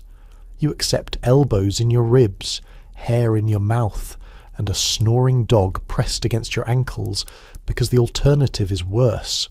There's no modesty in winter. You gave that up long ago. You've slept beside people you barely knew during storms, shared your blanket with neighbours out of necessity, pressed against strangers in a barn when the frost came early and caught the village unprepared. You remember one night years ago when a travelling peddler collapsed in your doorway just after dusk. Your mother didn't ask questions. She just motioned to the bed. He slept at the foot, curled like a cat, his breath rattling from the road. You never even learned his name, but he shared your family's heat, and in return, he survived. That was enough. Some homes sleep with animals, not just dogs, chickens, pigs, even goats, depending on the size of the bed and the desperation of the cold. You've never done that, but you understand why they do. A warm body is a warm body, and in the dead of winter any heartbeat will do. You think sometimes about those who sleep alone, the old widow down the road too proud to accept company, the smith who built himself a separate shed once he could afford his own fire. You wonder if their silence keeps them awake at night, if they miss the familiar stink of another's breath, the soft weight of a shared blanket, the feeling of someone else's pulse near your shoulder. Because here's the truth. Warmth isn't just heat, it's presence. Even now, as you lie awake, you listen, not just for danger, but for life. The shifting of the bed frame, the sigh as someone rolls over, the squeak of the dog stretching. You measure your safety not by how quiet it is, but by how lived in the silence becomes. It's a symphony of survival, breath layered on breath, skin touching skin, a shared fug of wool and smoke and nighttime mutterings that smells like family, like history, like endurance. And it works. Because despite the ice on the shutters, the stone at your back and the numbness creeping into your toes, you are warm, not alone, not dead, warm. As the hours pass, the warmth shifts in the bed like a living thing, migrating from belly to back, from legs to shoulders, depending on how the bodies around you move. One person turning over can throw off the delicate balance for everyone. Someone lets in a draft. Someone else steals half the blanket. But no one complains. The rules of shared sleep are unwritten and absolute. Adjust quietly, steal slowly, and never throw off the covers. You stir just enough to pull your sleeve over your hand, curling it into a ball beneath your chin. The tunic scratches at your neck. You're sweating a little, but only in patches. The small of your back, the bend of your knees. Everything else remains chilled. Still, this is better than those nights alone on the road. You remember the time your father brought you to the next village for market day, and you were stranded when the river rose too fast. The cottage you stayed in had no fire left, and the man who hosted you was thin as twine. You lay on a wooden floor under a torn sailcloth, alone but for the wheezing dog beside you, and dreamed of your family's bed. Not because it was soft, but because it breathed. This bed breathes too. The air grows thick with it. 5 lungs rising and falling, exhaling warmth and drawing it back again. You feel your brother's breath against your shoulder.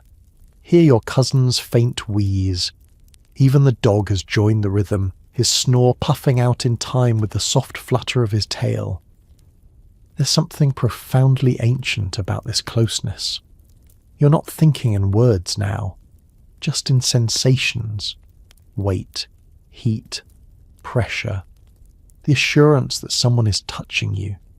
That if the world outside this cottage crumbled, you'd still have a hand pressed to your spine, a leg draped over yours, a breath warming the back of your neck. And that is everything. It's not just survival, it's memory. A bodily inheritance passed down through centuries, before duvets, before bedrooms, before chimney pots and bed frames. This is how your people have slept for generations, in bundles, in piles, like pups in a den, shared warmth, shared air, shared life. Even in sleep the arrangement shifts, the dog moves, someone's arm drapes over your chest. You flinch, but don't pull away. Instead, your own leg reaches outward and finds a shin. Contact, confirmation. You're all still here. Some say, sleeping in groups like this causes strange dreams, that breathing in someone else's breath too long brings on visions, or that the spirits slip easier into crowded beds. You've never seen a spirit, but you've seen what happens when someone doesn't wake up. The silence, the stillness, the cold clinging to a body that no longer gives back warmth. So now, every time you shift in the night, your ears listen. Is everyone still breathing? Is the bed still alive? Tonight it is, and so you sleep again. Not deeply, not peacefully, but securely, wrapped in layers of fabric, skin, and shared memory. You'll wake sore. You always do. Your back twisted, your shoulder numb. You'll stretch and feel the creak of bones too young to sound so old. But you'll have made it through, together. Because in this bed, in this house of smoke-stained stone, it's not comfort that matters, it's company. And company keeps you alive. The next morning your eyes sting before they even open. Not from sleep or the cold, but from smoke. The kind that lingers, the kind that sits. It's in your hair, your throat, your clothes. You blink against it as the light creeps across the stone floor, filtering through shutter cracks like dust through a sieve. You know before you sit up, the smoke didn't rise last night. Again! You cough once, twice. Your chest burns faintly. This is the price of a house without a chimney. The fire still smoulders in the hearth. Barely. Just a reddish bruise under a crust of grey ash. But above it, a low slumped haze of thick, sweet-smelling smoke clings to the air like a second ceiling.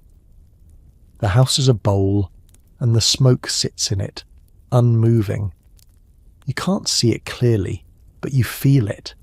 Your skin's tacky with it, your lips taste of it, and your nose won't stop running.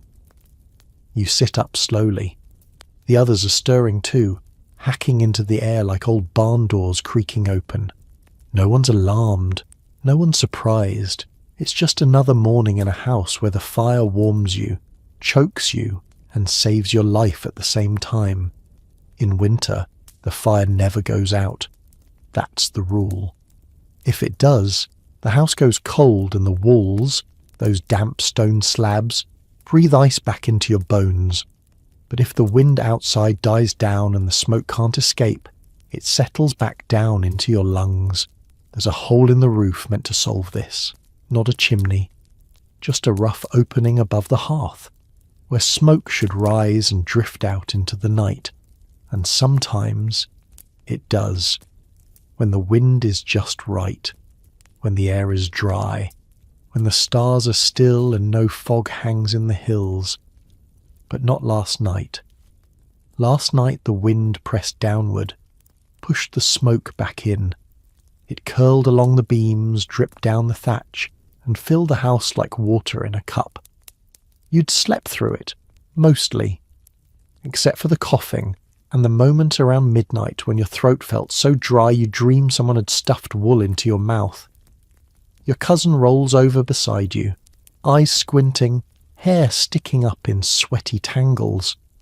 Her face is streaked with soot where she rubbed her cheek on the blanket. She doesn't speak, just reaches for the canister near the hearth and gulps down the last mouthful of yesterday's water. You know what the rest of the day will bring. A sore throat, a headache, a thick film on the walls where the smoke settled. Later, when the sun's stronger, someone will open the shutters, maybe even the door. Let the wind do what the roof could not. But for now, you breathe it in, because you must. And in a strange way, the smoke is part of you. It's in your clothes, your skin, your voice. It weaves into your hair and marks you as someone who survives in a place where no one should sleep. You've heard that noble houses have chimneys now, tall and elegant, with stone flues and clever little caps that spin in the wind, that the smoke leaves cleanly, like it's been invited to go. You imagine what that must feel like, a warm fire and no haze, a breath you don't have to earn. But you also imagine the silence, the space, the absence of 5 warm bodies breathing beside you, the absence of the crackling closeness. And you're not sure you'd trade. You finally swing your legs out of bed and place your feet on the packed earth floor. It's cold, biting cold, but the smoke has dulled your sense of it. Your toes feel like wood. The ash in your throat still scratches. You give a low cough, and it echoes faintly against the stone walls. The fire needs tending, but first the air needs clearing. You unbolt the wooden shutter near the hearth and ease it open. Just a crack at first. The winter light slices in sharp as a blade. Then slowly you push it wider. The air that rushes in is so cold it stings your teeth, but you welcome it. For a moment the smoke pauses, unsure whether to rise or fall. Then it starts to move, a slow swirl upward and outward, trailing through the open window like a line of old breath finally released. Your cousin lifts the second shutter across the room, and suddenly the house exhales. You feel it. Not just the draft, but the shift. The walls sighing, the ceiling lifting, the space unshrinking. Smoke threads away through both openings, and light pours in after it, touching the corners of the house that rarely see day. You can see the soot clearly now, lined along the beams, darkening the straw, painting the walls in soft, oily black. Every surface tells the story of last night's fire, the way it warmed you, the way it clung to you. You reach for the broom, really just a bundle of twigs bound with twine, and begin sweeping near the hearth. Ash and soot swirl with every stroke. You push them into the corner where the dust gathers behind the stool. Your brother sneezes behind you. The dog growls at the broom, offended by its sudden movement. Despite the cleaning, you know it's never really clean. The smoke lives in the house like another tenant, silent during the day, thick and close at night. You learn to live with it, to breathe around it. You tilt your head when you sit by the fire, find the angle where the draft tugs it just enough toward the roof hole. You keep a cloth nearby for your eyes when they sting too much, and when guests visit and comment on the smell, you pretend not to notice. But the strangest part is, you'd miss it if it were gone. The smoke is the hearth's memory, proof the fire lived here. That warmth once bloomed in this stone room, that the night passed and didn't take you with it. You've heard of houses with clean walls, plastered, painted, white as milk. Houses with windows you can see through, not just shuttered holes. Chimneys that whisk the smoke away so thoroughly the ceilings stay pale. You wonder if the people in those houses sleep better, or if the quiet drives them mad. Here, the smoke is company. It wraps around your shoulders. It settles into your clothes like a familiar smell. It whispers to your neighbours. They made it through the night. Because a house with clean air is no proof of fire, but a house that stinks, a house with soot and burned scars and blackened beams, that's a house that's fought off the frost and won. So tonight, when you build the fire again, you won't try too hard to make the smoke behave. You'll fan it gently, let it rise, let it cling. 'Cause this house is old. The roof may creak, the walls may sweat, the smoke may linger, but the fire still lives, and so do you. It's past midnight when your eyes snap open again, not from cold this time and not from coughing, but from something quieter, something wrong. The room feels different, still, too still. You lie flat, staring up into the dark, barely daring to breathe. The usual sounds, soft snores, the creak of someone shifting, the rustle of blankets are gone. Even the fire gives no comfort. Its last glow vanished hours ago and the air has gone from smoky to bitter. Your breath clouds against the fur in front of your face.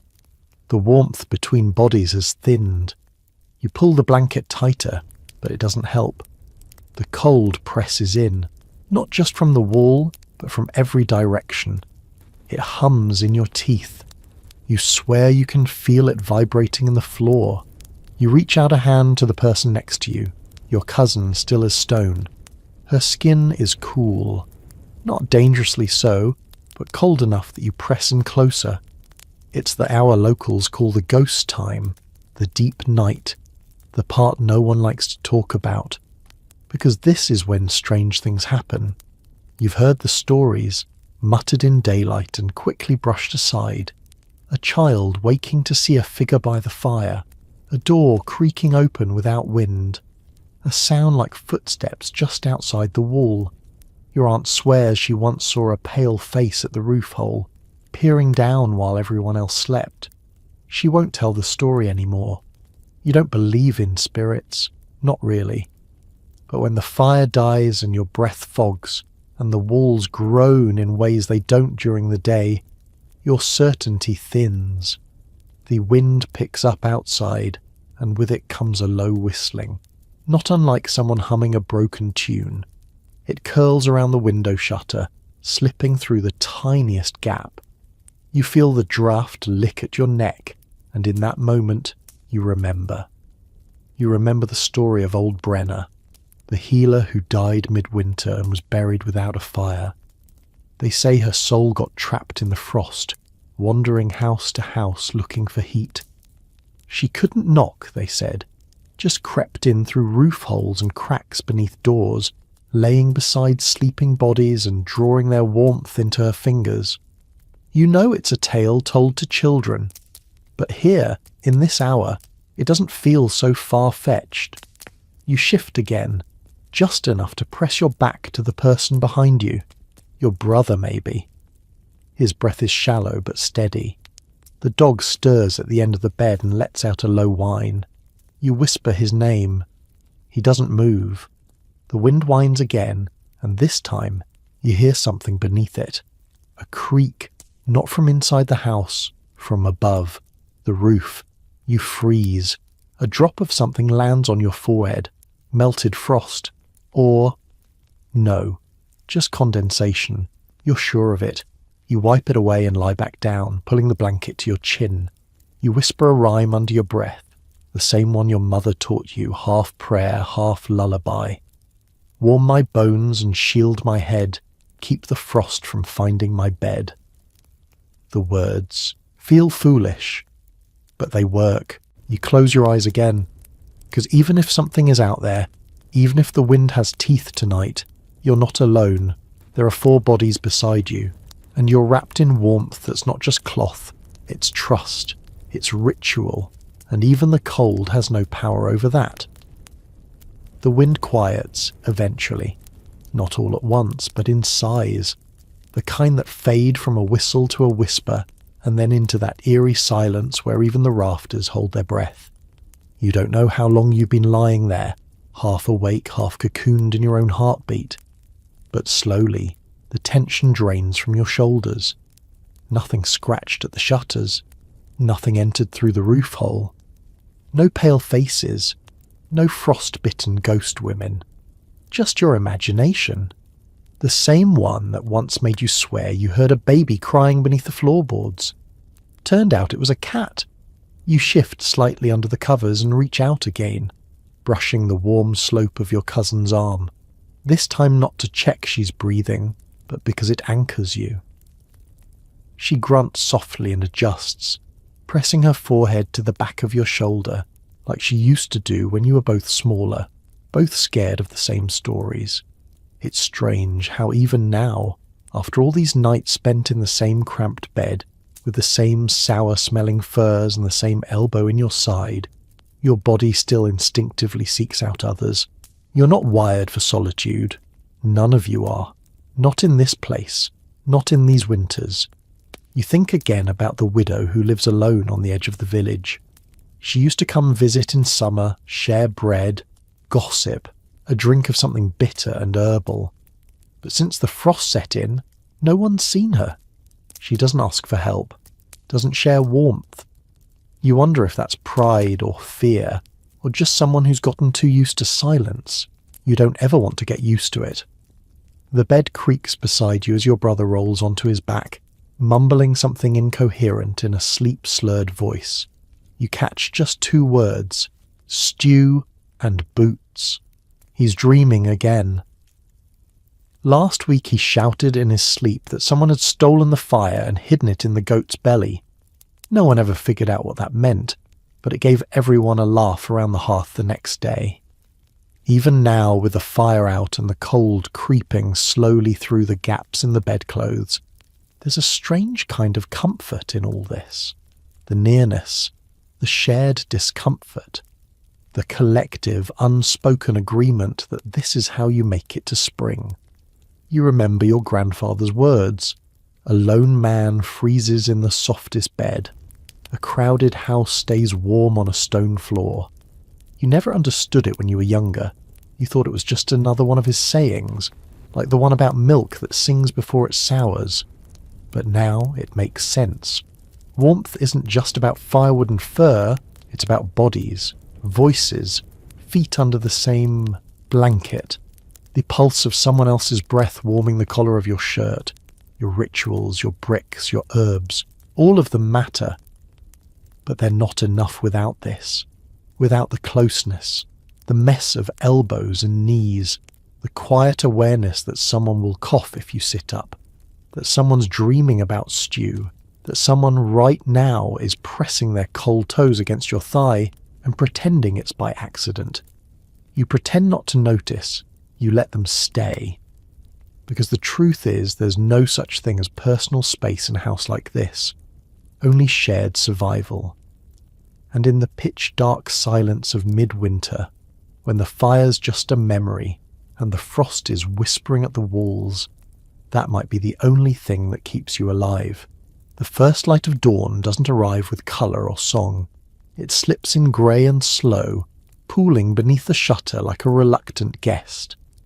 Your eyes open before it brightens the room, not from restfulness, but from instinct.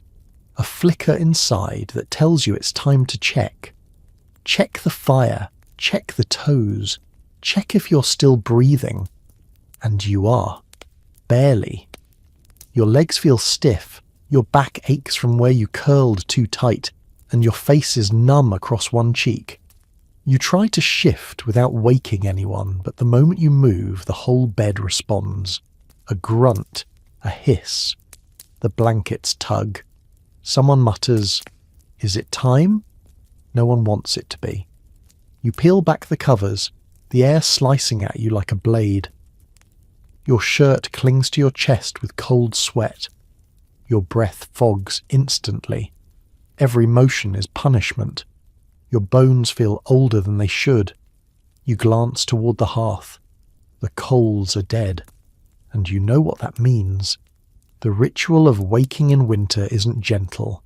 There are no soft yawns, no stretch and rise. Just the urgent need to get the fire going before the cold, already curling into your sleeves, claims your fingers, your toes, your lungs. You press your feet to the floor, and it feels like stepping onto stone pulled from a river. Cold shoots up your legs. You stifle a curse. Not out of modesty, but to avoid wasting the breath. You cross the room barefoot, fast. The coals are cold. Not just cool, cold. Ash white and soft, no life beneath. You dig with a poker anyway, just to be sure. A hiss of disappointment leaves your lips. Gone. All gone. Someone behind you shifts. It's out? You nod but say nothing. The shame of it clings to your ribs. You were supposed to tend it. Someone always is. The night before you must have fallen asleep too soon. Or maybe the fuel was wet. Maybe the wind changed and sucked the warmth right out. It doesn't matter. The fire is dead. Now begins the scramble. You wrap yourself in the old cloak near the door and brace yourself. Outside it's worse than you imagined. The wind slices in immediately as you unbolt the latch. It howls past your ears and claws at your fingers. But you've done this before. You step out onto the frozen ground, eyes scanning for kindling. Most of the wood stacked beneath the eaves. You brush off a layer of frost, fingers trembling as you grab a bundle of twigs. They snap like bones. Good. Dry enough. Back inside, your brother is up, kneeling by the hearth. He's found the flint and steel, already trying to coax a spark. You pass him the kindling. No words exchanged. Just movement. Precision. Practice. You remember the last time the fire stayed cold past sunrise. Everyone's lips turned blue. Your aunt wrapped her feet in boiled rags. Your cousin's toes went numb for hours. The fear crept in not like a scream but like a quiet question. What if this is the day it doesn't come back? But not today. A spark catches. A curl of smoke rises. You both lean in, breath held. Another spark, then a tiny flame, and then a glow. It spreads, slow and golden, across the twigs. You cup your hands, blowing gently, protecting it from the draft. There it is. Life. The fire returns. and for the first time in hours, you feel something other than cold. You feel hope. The flame grows, curling its orange fingers around the bundle of twigs like it's been starving all night. You and your brother feed it slowly, carefully. First more kindling, then a split stick of wood, charred at the end from last week's burn. It catches with a hiss and a pop, and suddenly the room feels like it's breathing again. Behind you, the others begin to stir properly now, noses poking from beneath the pelts, eyes blinking open against the cold. No one speaks. They just watch the fire as if it's something holy, which, in a way, it is. This house doesn't have clocks. The sun and the hearth are your timekeepers, and when the fire goes out in winter, time freezes with it. You stretch your fingers toward the growing blaze and hold them there until they tingle. You know better than to put them too close. The cold outside seeps deep into your joints, and rushing heat can crack skin like dry parchment. You learned that the hard way, winters ago, when your thumb split open and bled into the bread you were trying to make. You can still see the scar. Someone mutters a blessing under their breath. Another coughs into the crook of their elbow. No one asks why the fire went out. No one needs to. It happens. Not often, but enough that every soul in the room recognizes this moment. The cold that nearly stayed too long, and the warmth that almost didn't come back. The heat begins to spread. Not fast, never fast, but in little ripples. The stones around the hearth lose their icy sheen. The air near the floor softens. The dog thumps his tail once and slinks closer, nose down, ribs showing beneath his shaggy fur. You grab the old iron pot and hang it back over the flame. There's a bit of grain left from yesterday, barley or something close enough to it. Someone adds water from the bucket near the door. It's half frozen, and the surface cracks when you stir it. It doesn't matter. By the time the fire's had its say, it'll be hot again. A thick gruel, barely flavoured, but warm. And that warmth will stretch all the way down your throat and into your chest and your fingers and your feet. You can almost taste it already. And then someone laughs. A small sound, barely more than a snort, but it cuts through the silence like sunshine. It's your cousin, wrapped in 3 blankets and still curled like a grub. She grins and points at your hair. You reach up and realise there's a twig in it. One of the kindling pieces stuck behind your ear like a joke. You grin back. The tension breaks. Someone else chuckles. The dog sneezes. For a moment, the room doesn't feel like a cave of frost and smoke. It feels like home. Imperfect. Cold. Cramped. But alive. You look around. The wall is still wet with condensation. The shutter still leaks air. The blankets are still stiff with sleep and smoke. But the fire is back, and you've all survived the coldest part of the day. The moment before the flame. There's a saying passed from mouth to mouth in the village. Something your grandmother used to whisper whenever the coals flickered too low. If you can hold on till the light, you'll live till spring. It doesn't rhyme, but it's true. Later that day, after the porridge has thickened and the fire has reclaimed its throne in the hearth, you wander beyond the edge of the village, out where the houses grow fewer, the fences lean sideways, and the wind moves without asking permission. It's the sort of walk you take not because you want to, but because you need to see what others have, and what they don't. Just past the last row of dwellings, tucked behind a crooked fence and a tree that looks half dead, sits a shelter barely deserving of the word. 3 walls, no door, a roof patched with turf and smoke-stained straw. It leans to one side like it's tired of being upright. You pause, looking at it the way you might look at a broken shoe. Something still doing its job, just barely.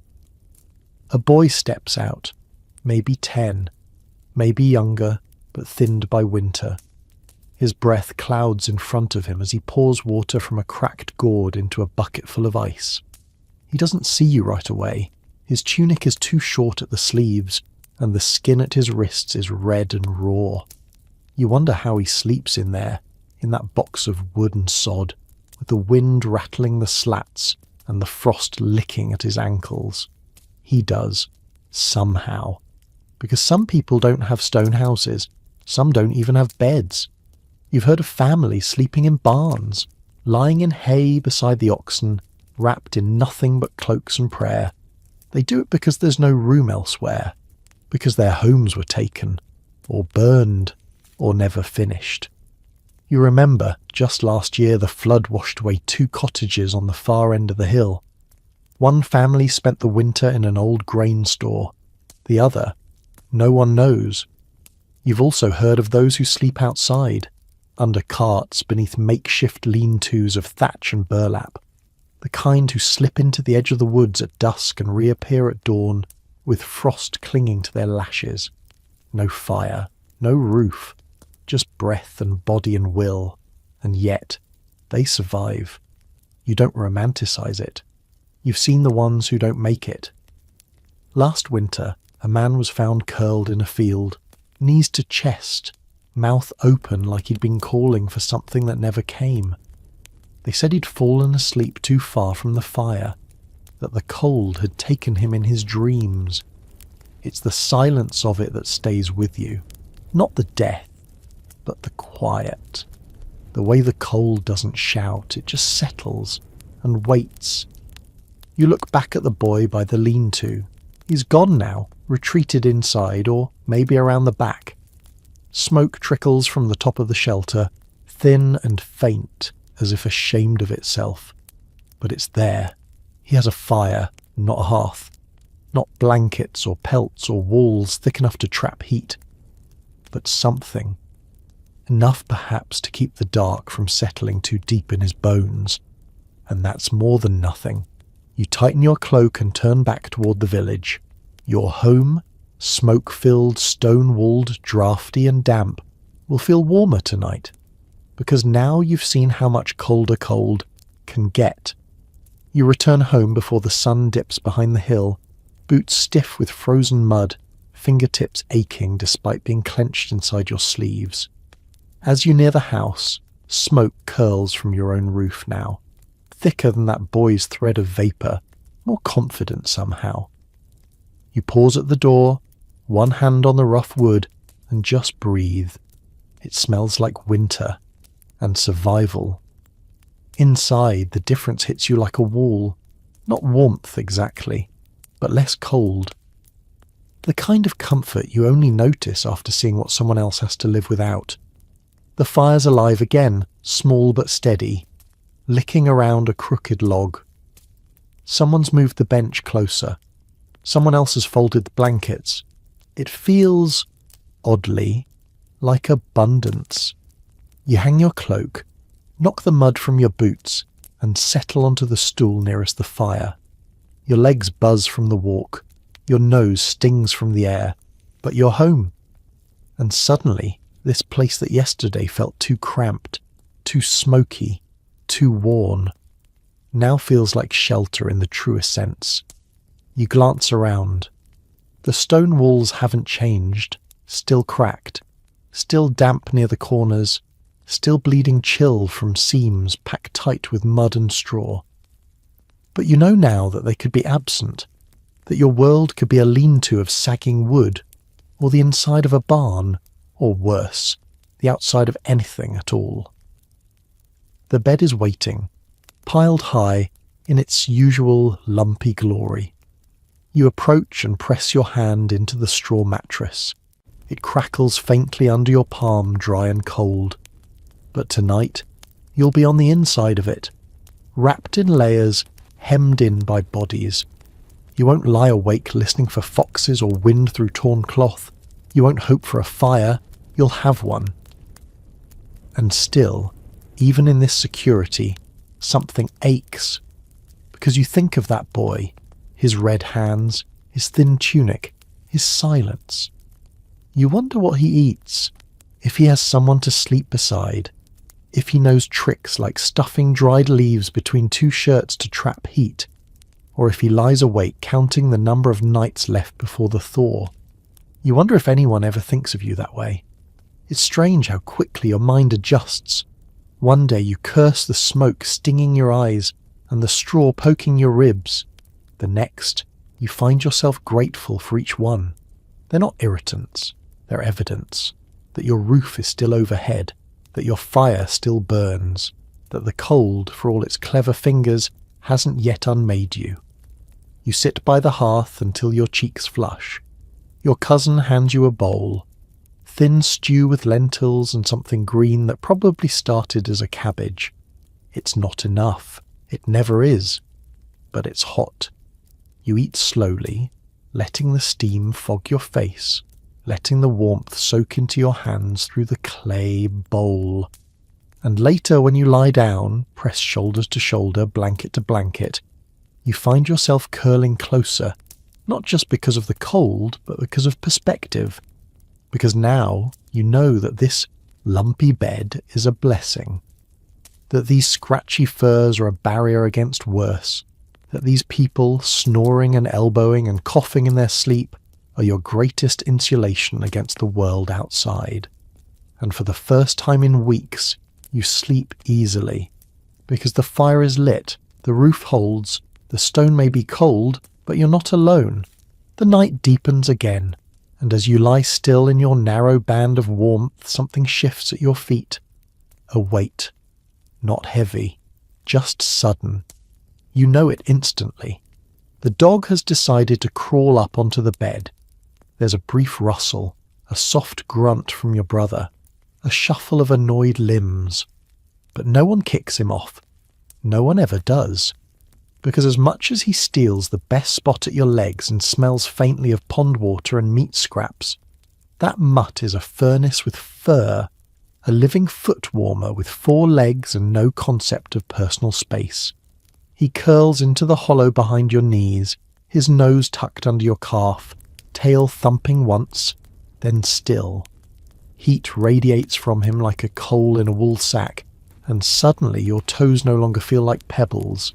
Animals on the bed, some find it odd, others call it unhygienic. But here, in the cold grip of winter, it's nothing short of strategy. If it breathes and doesn't bite, it's welcome beneath the blanket.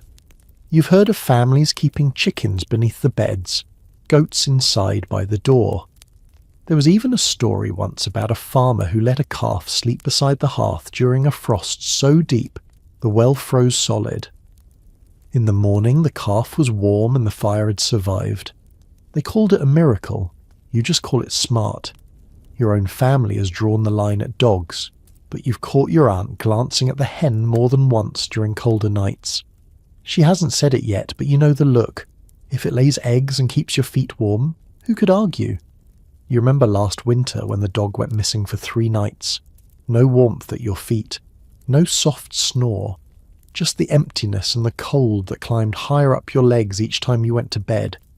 When he returned, matted, bruised, limping, you didn't even scold him. Just opened the door, dropped the furs, and let him in. You've never forgotten how quickly the bed warmed that night. Even now, lying still, you can feel his ribs rise and fall. His breathing is steady, comforting. He smells like smoke, dirt, and old milk, but also like home. Your cousin shifts and grumbles about being kicked by a hairy ghost.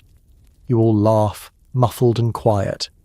The kind of laughter that doesn't need much noise, just the comfort of shared absurdity, late at night, when the wind is howling, and the world outside the blankets doesn't matter.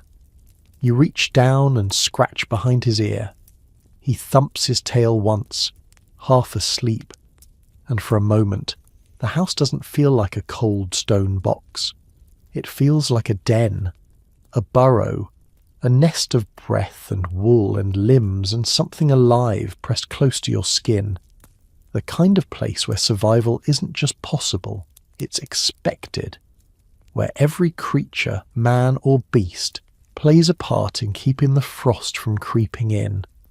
You pull the blankets tighter and close your eyes again, and with a dog at your feet, a cousin at your back, and the fire just barely hanging on in the hearth, you fall asleep to the sound of shared warmth, not silence, breathing. The fire cracks once in the night, a sharp pop like the sound of stepping on a dry twig in the woods. It startles no one, you're all used to it, the midnight language of heat and wood speaking in sighs and snaps. You half wake, just enough to shift your knee away from your brother's elbow and tug the blanket back over your shoulder. The dog hasn't moved, he's warm as ever. But your mind doesn't settle as easily this time, because tonight, in that shallow space between dreams and frost, you begin to wonder about what's beneath the floor. Not literally, though yes, you know there's just dirt down there, hard-packed and frozen this time of year. But you've heard the elders whisper about something older than floorboards, something you never really understood as a child. They call it deep cold, not just air without heat, but earth that remembers ice. Ancient winters packed into the soil itself. You'd thought it nonsense once, like witches on broomsticks or talking crows. But now you're not so sure, because sometimes you can feel it. Even with a fire burning and bodies pressed together, the cold rises from below, slow, patient, like it's not trying to freeze you so much as remind you who's in charge. And in the dead of night, you start thinking about other people, those without walls, without dogs, without cousins to kick them in their sleep. You wonder what it's like to lie alone on that bare ground. No straw, no skins, just the memory of warmer seasons and the hope of another dawn. You think of the widower who lives in the half-collapsed hut by the mill stream. He doesn't come to gatherings anymore. They say he sleeps sitting up by a fire that burns too fast and runs out too early, and when it does, he wraps himself in sacks and sings to the dark, to stay awake, to stay alive. There's another pop from the fire.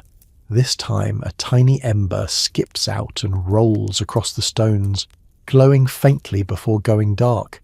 You watch it, and in that moment you understand something you've only felt in fragments before, that your bed, this crowded, itchy, snoring mess of limbs and linen, is not just a place to sleep. It's a barrier, a defence against something older and deeper than mere winter. It's the only thing between you and the deep cold. You turn onto your side. The dog shifts, giving a soft snort. Your cousin mumbles something about soup. You're not sure if you're awake or dreaming anymore, and then you feel it. That subtle change in the air, that signal only your body notices. The cold is retreating, just slightly. Not because it's been beaten, but because it knows dawn is coming. Somehow, without thinking, you smile. Because you made it through another night. Because you shared heat, shared space, shared breath. And because no matter how many times the wind tried to steal it, the warmth held. It always does. Even when the frost creeps in under the door. Even when the floor breathes secrets from the under-earth. Even when you dream of places colder than this. Because here, in this little stone house, wrapped in wool and dog and cousin and memory, you're not alone.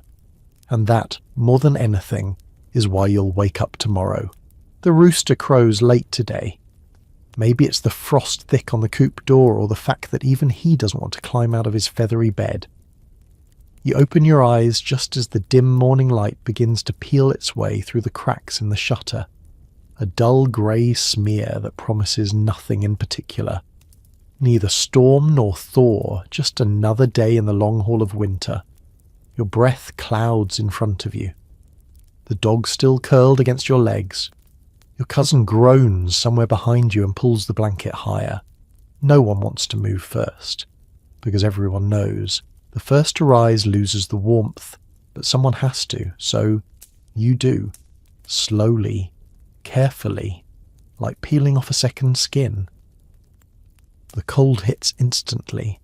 clawing at your ribs through the woolen shift, sneaking up your sleeves and under your hem. You shiver so hard your teeth knock once, but then it's done. You're up. You've broken the seal. The others grunt in reluctant gratitude. It'll be easier for them now, knowing someone else braved it first. You toss a few sticks on the fire. Embers stir. You coax them gently with the bellows, breath held until the wood catches and glows. The flames bloom back to life, curling golden around the edges of the logs like it never left. The fire is not just warmth now. It's a kind of triumph, because it didn't die. You managed to keep it through the night, with only smouldering coals and careful rationing of the wood pile. You'd banked it just right before sleep, burying the heart of it under ash like a secret. Now you dig it out, and the warmth blooms again, thin but defiant. While the others murmur and stretch in the haze of sleep, you go about the morning ritual, checking the draught from the chimney, sweeping away yesterday's ashes, wiping the frost from the inside of the shutters with the sleeve of your tunic. Your fingers sting, then go numb, then sting again. But there's satisfaction in the rhythm of it. These are the actions that hold the cold at bay. This is how you say, not today, winter, not yet. You remember your mother's voice, teaching you how to feed a fire without smothering it. It's like raising a child, she'd said, half joking. You give it just enough to keep it hungry. You hadn't understood then, but now you do. Let the fire get lazy and it won't last. Overfeed it too fast and it'll choke. Balance is everything. By now the others are stirring. Your aunt makes a grumbling noise that probably means she wants porridge. Someone sneezes. The dog thumps his tail once, then puts his head back down. He knows better. You begin heating the pot. Yesterday's water, stiff with ice on top, now steaming back to life. Someone passes you a twist of oats. You don't even speak. Just nod, still half in the silent world of waking. The smoke swirls upward, dances with the morning light, and for one soft moment you forget the ache in your bones, because this quiet, this fire, this life, is the reward for having made it through the night. And in a stone house like yours, that's no small feat. As the fire crackles and the pot begins to simmer, the rest of the house comes to life in slow motion. Half groans, scratchy throats, and woolen feet padding over frozen floors. The straw bed sighs under the shifting weight of bodies reluctant to give up their warmth. Your aunt mutters something about her back. Your brother tries to sneak an extra 5 minutes under the blanket, pretending he hasn't noticed the light. But the smell of heat and oats eventually wins. One by one they emerge from the cocoon. The porridge bubbles, thin but hot, with a handful of dried peas thrown in. You stir slowly with a carved wooden spoon that's older than you are. A small crack runs down the handle, earned one winter when someone dropped it trying to dodge a falling pot. No one remembers who. It doesn't matter. The spoon still works, and that's enough. As you dish out breakfast into thick clay bowls, you glance toward the ceiling, toward the rafters. Up there, just under the thatch, a bundle of last year's herbs dangles from a blackened beam. Dried sage, yarrow, and something your grandmother swore was good for chest colds but always made you sneeze. They've long lost their scent, but not their purpose. Herbs aren't just for flavour in a peasant's home. They're insulation, medicine, protection. A barrier between the house and whatever wild thing waits beyond the smoke hole. One time, you remember, your uncle stuffed the rafters with nettles and sheep's wool, swearing it made the draughts behave. Your aunt called it madman's patchwork, but no one complained when the loft stayed warmer that winter. These memories settle over you like another blanket, because the house is a patchwork, not just of stone and wood, but of effort, of adjustments and experiments, some of which never made sense but somehow still worked. Every generation adds their own trick to the fight against cold, and none of them are perfect, but together they build a kind of stubborn resilience. You look at the walls, you used to see just rock, cold, damp, and unyielding. But now you notice the tiny things, scraps of cloth stuffed into cracks, driftwood hammered into window gaps, a broken comb nailed over a knot in the lintel where the wind used to whistle through. It's not beautiful, but it works. And that's become your new definition of beauty, something that keeps you alive. You sit with your bowl near the fire, legs tucked under, steam curling into your face. The others join you, bowls in laps, eating in silence that isn't really silent. The fire pops, someone coughs, the dog farts, and everyone groans in unison. And that too is survival. Not just warmth, but togetherness. You glance toward the door, where frost creeps in thin white veins along the bottom edge of the wood. It's still there, the cold, still waiting, still whispering through every gap and crack it can find. But for now, you've beaten it back, with porridge, with steam, with dogs and cousins and patched woolen socks. You lean against the stone wall, not soft, not warm, but yours, and take another bite. And outside, the frost begins to melt, just a little, at the edge of the thatch. You've never thought much about your roof until it starts dripping on your face. It's mid-morning now, and while the fire still burns in the hearth and the porridge pot is scraped clean, you've been tasked with the unenviable job of checking the loft for leaks. The thatch overhead, brown and musty with age, is beginning to sweat. That means something is thawing, or worse, something is rotting. You climb the short ladder that leads into the shadowed space between roof and ceiling beams. The air up here is colder, still. You duck beneath a low rafter and squint upward. Light seeps in through a gap in the thatch, barely wider than a fingertip, but it's enough. A slow, steady drop of water glistens, catches the light, and falls onto your forehead. You wipe it off and sigh.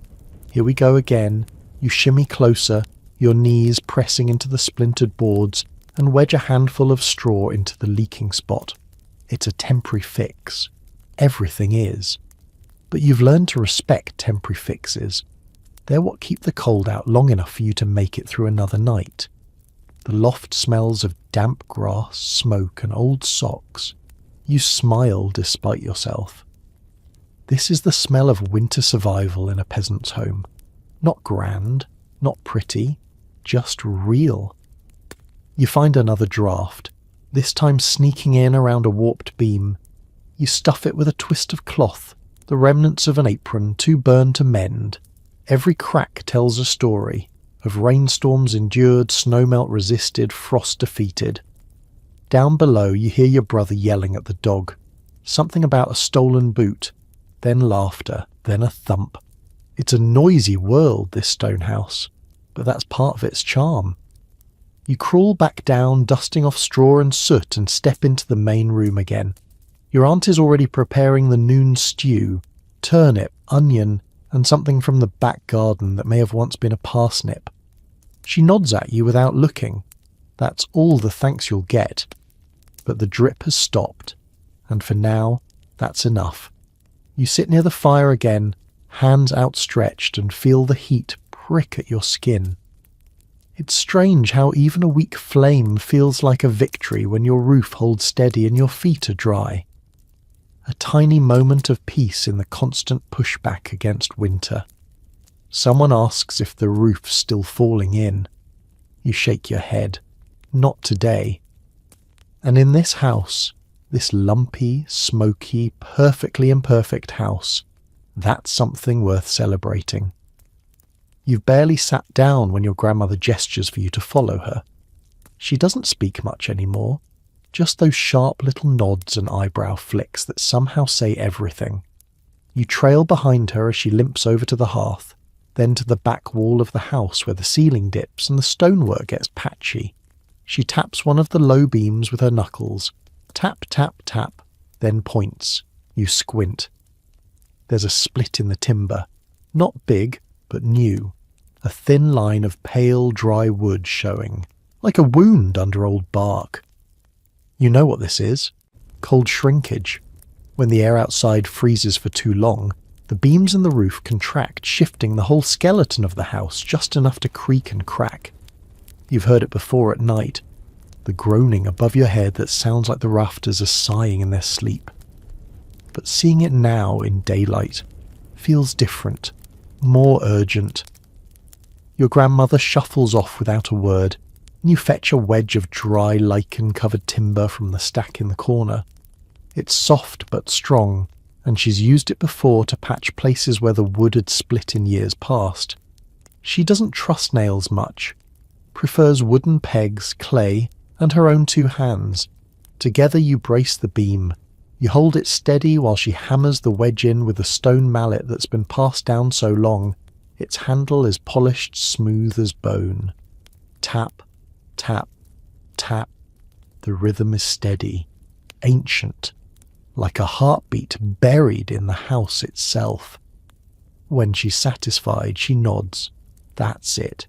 Fixed for now. It's always for now. But that's how peasant houses survive. Not with sweeping repairs or grand renovations, but with attention. A dozen tiny acts of care that keep the walls from crumbling and the rafters from falling. You've never thought of your grandmother as an engineer, but maybe she is. Just one who works with cracked timbers and intuition instead of drawings and ink. You glance around and notice more of her work. Straw ropes tied at odd angles, patches of beeswax over nail holes, a horseshoe wedged in the lintel for luck. Not superstition, she'd once insisted, just insurance. The house may be old, its stones chipped and wood bowed, but it's held together by knowledge, passed not in books, but in hands, in habit. Even the dog knows where not to sit when the roof drips. The stew is bubbling now, thick and fragrant. Someone's whittling by the fire. Your cousin is humming tunelessly, poking at a hole in his sock. Outside, the frost still glimmers along the hedgerows, but it hasn't crept in today. You've patched and wedged and stuffed and braced. And for now, it's enough. You take your bowl and lean your back against the freshly braced beam. It creaks, but holds. And maybe, in this house of bareleys and almosts, of creaks and fixes and warmth, just barely one, that's the whole point. Not perfection, just persistence. The wind has changed. You feel it before you hear it. A strange stillness, like the air has turned inward. It whistles faintly through the thatch now, more hollow than before. Not dangerous, just new. You step outside to check. The stone threshold is slick with frost, but you've done this a dozen times this winter alone. You duck your head, pull your cloak tight around your shoulders, and push open the heavy wooden door. It groans on its hinges like a sleepy ox. Outside, the world is colourless. White frost feathers every surface. Branches, fences, the old cartwheel leaning by the shed. The sky is the soft grey of ash, and even your breath feels thicker in the air. You tread slowly, your boots crunching across the hardened ground as you walk the perimeter of the house. You're not just out here for a stroll. You're inspecting. Because in a stone house, the real problems start outside, with cracks in the wall, fallen thatch, loosened slates, holes burrowed by rats or worse. You've learned to walk the same route every few days, circling your home like a shepherd watches his flock. The northern wall is your biggest worry. It faces the wind directly, and while the stones are solid, the mortar has seen better years. You crouch low and inspect a spot where rainwater likes to gather. Sure enough, a hairline crack has begun to form between two of the lower stones. Not deep yet, but it will be, if you leave it. You spit into your hand, grab a handful of ash from the fire pit near the wall, and mix it with a smear of animal fat from yesterday's stew bones. Not ideal, but it'll do. A peasant's mortar isn't about elegance. It's about timing and stubbornness. You pack the crack, rubbing the mixture in with your fingers until the chill seeps up through your knuckles. Then you sit back on your heels and sigh. There's always another crack. Always. But each one you fix is a small promise. Not today. Cold. Not this stone. Not this wall. As you straighten up, your eye catches on the edge of the roofline. One of the bundles of thatch is sagging, pressed down by melted snow or tugged loose by a gust. You don't even think, you just move. Grab the ladder from the side shed, wrestle it into position, and start climbing. Up here, the wind bites harder. You tug the sagging thatch into place, tying it back down with twine soaked in sheep tallow. Below, your brother yells at you not to fall and offers help in the form of loud commentary and no actual assistance. You yell back something rude but affectionate. And as you tie the last knot, the wind stills, just for a second. The house looks smaller from up here, not in a sad way, just in a manageable way, like something you can protect.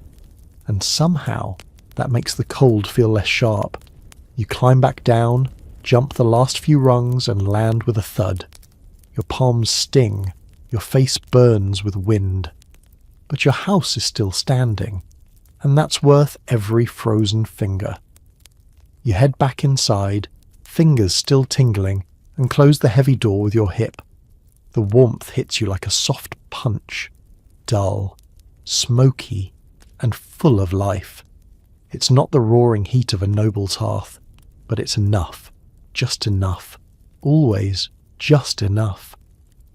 Someone's added more peat to the fire. It hisses slightly as the new turf settles in, and the smell is distinct, earthy, sour, and oddly comforting. You never liked it as a child. Now it smells like safety. The dog greets you with a lazy tail thump and doesn't bother moving from his spot by the hearth. You envy his understanding of winter. He doesn't fix, doesn't patch, doesn't worry. He just finds the warmest corner and waits it out, a luxury not afforded to humans. You peel off your cloak, shake the frost from your shoulders, and hang it on a peg near the fire. The hem is damp. Again. It'll dry stiff and scratchy like always. But that's tomorrow's problem. For now, your grandmother hands you a steaming mug of nettle tea and nods toward the bench. You sit. The fire crackles, and the wind rattles the shutters, just once. It's strange how attuned you've become to the house's language, the different timbres of creaks and groans. You can tell when a draught is coming through the floorboards versus the door. You know which plank on the ceiling warps in damp, which window pane fogs over first, and how the smoke shifts when someone opens the back door. This stone house is alive in a way. It breathes, it groans, it sulks when it's wet, sighs when it's cold, and settles into silence when everyone's finally still. You remember stories of winter storms, how entire roofs have been peeled away in a single night, how snowdrifts can bury half a cottage, how a cracked lintel once fell on your great-uncle's foot, and he limped for 6 years with pride and absolutely no doctor. That's why you never take a quiet winter afternoon for granted. You glance toward the shuttered window. Outside, the clouds have started to shift, lightening a little, like the weather is thinking about changing its mind. Inside, the house glows. Someone hums a hymn while darning socks. The dog snores. The old cat yowls in her sleep from somewhere in the loft. And you sit with your tea, the warmth seeping back into your bones as your back leans against that same old wall you patched last spring. You run your fingers across the stone, rough, uneven, cold at first, but familiar. You don't love the house because it's beautiful. You love it because it's stubborn, because every little comfort has been carved from effort. Every degree of warmth has been earned, bargained, stolen from the cold with cleverness and cracked fingers. And even now, even after weeks of frost, the walls still hold. So you sip your tea, stare at the fire, and let the wind do its worst. The house is ready. The wind has died down, not gone, just resting. It's that rare kind of afternoon when winter steps aside for a few hours and lets the light in. A slant of gold spills across the packed earthen floor, catching on the edge of the hearth. And for once, no one speaks. Not because there's nothing to say, but because it's quiet. The good kind of quiet. A silence you earn. You lean against the wall, arms folded, and let yourself drift a little. The warmth is holding. The roof isn't dripping, and your chores are miraculously done before sundown. You can hear the faint rustle of chickens in the yard, scratching half-heartedly at frozen ground, and beyond them, someone's ox cart creaks down the distant lane. This house has seen a lot of winters, more than you can count, maybe more than your whole family line put together. The oldest beam in the ceiling still bears the fire-blackened scar from a chimney blaze 2 generations ago. No one talks about it anymore, but no one forgets either. Your eyes land on the southern wall, the thickest one, the one built straight into the slope of the land like a crouched animal guarding its young. That wall has never once let in the frost, not during sleet, not during the hailstorm of 4 winters ago, not even during the long freeze when the well turned solid and you had to crack ice with a crowbar to wash your hands. It's a wall that remembers, like the house does. And you realise as the fire pops behind you that you do too. You remember the first time you heard the snow fall silently at night, and you thought it was eerie, like the world had paused. You remember the winter your cousin tried to warm his bed with a hot stone wrapped in linen and cracked the tile. You remember the night the wind sounded like crying, and your grandmother said, "That's just the wind wanting to come in." You remember the ingenuity, the absurdity, the closeness. You remember how the cold brought people nearer, not just to the fire, but to each other. Because in a stone house with no insulation, no glass windows, and no central hearth, the only real defence against freezing wasn't architecture, it was company. The laughter, the shared blankets, the elbow-to-elbow dinners, the fact that everyone had to agree, out loud or silently, to survive this together. And that meant something. Still does. You get up and move toward the ladder to the loft. The day's fading. Time to check the upper gaps again, make sure the thatch is still holding, and that no new visitors, rat, bird or otherwise, have made themselves cosy in the roofline. You pause at the base of the ladder, hand on the rung, and there it is. That same draught you've been chasing since the start of winter, thin as a thread, sharp as a whisper, coming from the far corner. Again, you smile. All right then, you think, let's go deal with it. You climb the ladder slowly, boots creaking on the worn wooden rungs. The loft greets you with that familiar musty scent of straw, old cloth and long-kept breath.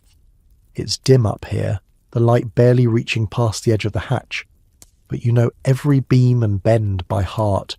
You crawl toward the corner. The cold is sharper here, more direct. It slides through the joints in the stone like it belongs, like it's part of the design. Your fingers feel along the base of the wall where the loft meets the roofline, and yes, there it is. That same old seam, just wide enough to whisper in winter. You press your palm against it, not to stop it, not really, just to feel it. The pulse of the outside world, a reminder that you're always one breath away from the frost, one crack away from the wind, and yet you're warm. Even now, as a late breeze hums through that tiny seam, your breath rises in clouds not from fear but from rhythm. You tuck a folded scrap of old wool into the gap, wedge it with care and pat it like an old friend. That'll do. For now. You sit back on your heels and let your eyes adjust. The loft holds more than you remember. Old tools, discarded shoes, your uncle's broken lute with one string hanging like a question. A pile of wool blankets worn thin by time but heavy with memory. You run your hand across one and find an embroidered corner with your mother's initials. She must have stitched that when she was a girl. The weight of the house settles into your chest, but not as a burden, as something deeper, something ancestral. This isn't just shelter, this is a living archive. The way your family has fought cold with cleverness, fought winter with togetherness. The house is the story, and you're a sentence in it. Down below, you hear a pan shift on the fire. Someone coughs. The dog whines, likely dreaming again. You crawl back to the ladder, but pause. From this angle you can see it all. The narrow wooden beds tucked under the eaves, the candle stub in its dish, the familiar bowl of salted beans on the shelf. Nothing is luxurious, but everything is enough. Enough to last, enough to outwit frost, enough to call home. You descend the ladder and your feet touch down into warmth. You don't even flinch at the chill clinging to your cuffs. It's part of you now, like the soot in your sleeves and the straw in your hair. Night is falling. You throw one more turf brick on the fire. The flames breathe and rise, licking the pot with lazy orange tongues. You curl into your place beside it, pull your blanket close, and exhale. Tomorrow the roof might sag, tomorrow the cold might bite harder, but tonight, this stone house, this patchwork fortress stitched together by sweat, memory, and clever hands, will hold, and you will sleep. Not because the house is perfect, but because it has always, always tried. The fire has burned low now. Just glowing embers remain, soft, red, and pulsing like a heart at rest. Around you the stone walls have gone quiet, no longer creaking or shifting. Even the wind, that constant whisperer, has slipped away. Into some far corner of the night, you lie still beneath your blanket. The warmth of the room seeps into your skin, not a blazing heat, but something deeper, earned, familiar, the kind of warmth that lingers even after the fire goes out. Somewhere above, the thatch settles with a sigh. The dog breathes in rhythm beside the hearth. A kettle clicks faintly on the hook. And all at once the world feels smaller, safer, slower. The kind of night that people remember not because of anything grand, but because nothing went wrong, because the walls held, because the draft was caught just in time, because your fingers were clever and your people were near. You begin to drift now, not with fear, but with comfort, knowing that your ancestors once lay beneath the same kinds of beams, listened to the same winter winds, fought the same battles with cold and dark, and still found sleep.